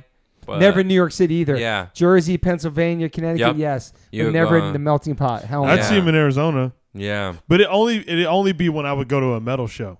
Yeah. Out here, we would find it at like in shows out in the IE, Orange County. Yeah. Because Orange County had that whole orange curtain thing, they would call it. Yeah. Wow. So you would hear about stuff like that. I remember even as a kid, people saying like, "Yo, there's a night at Chain Reaction, don't go because there's gonna be a lot of like Nazis there." Wow. Yeah. Or it's like crazy, some of those even in Long Beach, like they had some skinhead gangs that came out because some of those fools working class too, and fortunately, like they lost sight of working class solidarity. Yeah. Of that, like, hey, we're all in this together. You know what I mean? And it was just one of those things. Like, I mean, without getting into specifics, hearing about like there's like a skinhead gang out there that started as a punk gang. That were inspired by rudimentary P9. And then became a gang on their own thing and all that shit. So yeah, it's crazy. I mean, it's just like the world of punk is it's crazy. There's so many different things, routes man. it's taken. You know what I mean? And sounds and styles and positive, negative, aggressive, passive. Yeah. No slam dancing, but fucking mosh. Yep. No stage diving, but set it off like different. Yeah, different things. And it's all except for the racism, all the different things are all valid. Yeah. Except for the boneheads aren't valid to me. But same. But like... which I don't know why they even show up. Yeah. I know, like, why do you show up? But what's crazy is like I was talking... It's all valid to me. Even if I'm not into it, I go, that's your version of it. Yeah. That's your version of it and that's cool. Yeah. Like I remember talking to Damien from Fucked Up and he said, that's how I see it too. He goes... He said a quote that just stuck with me that like I recently talked to him and he said... that his friend or someone said everybody is someone's poser. So in that sense it's all valid. Like everybody likes like even we're all posers. Yeah, we all started somewhere. I started somewhere. He goes, somebody's everybody's poser. Somebody. Yep. Great point. Yeah, that's someone is very great point. Yeah, something like that he said that like just really stuck with me and I go, you're right. Like even if I'm not into a certain subgenre or like, if that's somebody's punk though, and that's cool if that's helping you, Yeah. That's helping all of our shit might be different, but it's all all might be different. Yep. Well, fuck, man. Well, thank you for being here. Yeah, man. Thank you guys for having me. This was dope, man. I'm really stoked for everything you're working on. See what happens next. I'm stoked for the second season. I'm stoked for this podcast. You seem like you have some good success on this. Like, popping off, man. Thank you, man. Yeah. Thanks for being here. I'm psyched for season 2, man. Yeah. Thank you, man. Appreciate it. Really cool. Thanks for being here too, Chappelle. Always, man. And people just can find you on social media, right? Yeah, social media on Instagram at Chris Estrada 85, and then on Twitter. Are you on Twitter? Twitter, it's at Chris Estrada 85, and then on Instagram at Chris Estrada Comic. Okay. Yep. You can find him in the Twitter and Instagram world. Yeah. Also check out this fool on Hulu. Yeah, and then you have stuff on YouTube, stuff like that. Yeah, stuff like they can find stand up on there. You have a channel too on YouTube or no? Shitty ass channel I got to work on. Especially now, man. People be searching for you. Yep. working on that. All right, man. Well, thank you, man. Man, thank you. Thank you. Bye, everybody. Bye. I always ask my guests if they have any regrets. I personally don't have any regrets. Even when it comes to my tattoos, I have the silliest tattoos. Even my ET on my leg, it's still a childhood memory for me, and I love it. I've had tattoos on top of tattoos strictly because I wanted more tattoos. I started getting tattoos when I was 18. I'm 52 now, and I can't stop. I've had laser treatment before on something on my arm. It's 4 tattoos on top of each other. And that experience at that place was pretty fast. It was pretty cold. It was in and out, swiped the credit card. Don't really tell me much. Didn't give me much details of anything was going to happen. So I never went back. So as of most recently, I'm so lucky enough to have had 2 sessions at Removery Tattoo Removal. My tattoo on my arm that looks like a big black blob is now super light. I've had 2 sessions. I have a long road ahead of me. None of this stuff happens overnight. You cannot take a tattoo up in one sitting. You have to be patient. And it's painful. They ice you up. It's super fast. To me, it felt like a bunch of rubber bands. But what's more painful than that is looking at something on your body that you think you're stuck with for the rest of your life. That sucks. But now for me, I'm really happy I started this journey. I'm slowly going to get this tattoo removed. I never thought in a million years I have any kind of real estate on my arm. I don't even know what I want, but it's exciting. I'm so honored to announce that One Life One Chance podcast is now with Removery. I have a code. Use TobyH20 and get $100 off your first session. Call 866-934-4570 or go to Removery.com. One of the most experienced tattoo removal companies in the world. Over 600,000 removal treatments done. 100 locations, U.S., Canada, and Australia. State-of-the-art peak-away laser technology, cryotechnology to reduce any discomfort. This is so exciting for me because all I do in these podcasts is talk about tattoos. From day one, if you've been listening to this podcast, we talk about tattoos, talk about getting removed, talk about getting covered up. So this is such a perfect fit for me. Once again, go to Removery.com or call 866-934-4570. Use my code TobyH20 and get $100 off. These guys are located everywhere. Try it out. Yo, people always ask me what kind of frames I'm rocking. I've been rocking Caddis for a couple years. They make amazing progressive readers, which I wear. Also, they make sunglass readers, anti-glare, anti-smudge coating, anti-scratch, and anti-aging. That's why I look mad young when I wear them. I'm just kidding. But they make amazing frames. Caddis, so stoked to have you guys part of the podcast. You can go to caddislife.com/Toby10 and get $10 off your first purchase. Stoked. Thank you, Caddis. Welcome to the fam. Yo, Liquid Death. Thank you so much for hydrating all my guests, taking care of me and my family and my friends. Love your water, love your brand, love what you stand for, love what you give back to the community. If you want to learn more about Liquid Death and how it started, listen to episode 115 with the co-founder, owner, and creator of Liquid Death, Mike Cesario. Just a punk rock skateboarding kid from Delaware with a dream. It's an incredible story, incredible journey. They have now blessed me with my own code. So if you go liquiddeath.com/Toby, you get free shipping on any items you order from liquiddeath.com. Thank you so much, Liquid Death. Death to plastic, murder your thirst. Stay hydrated. You know H2O saves lives.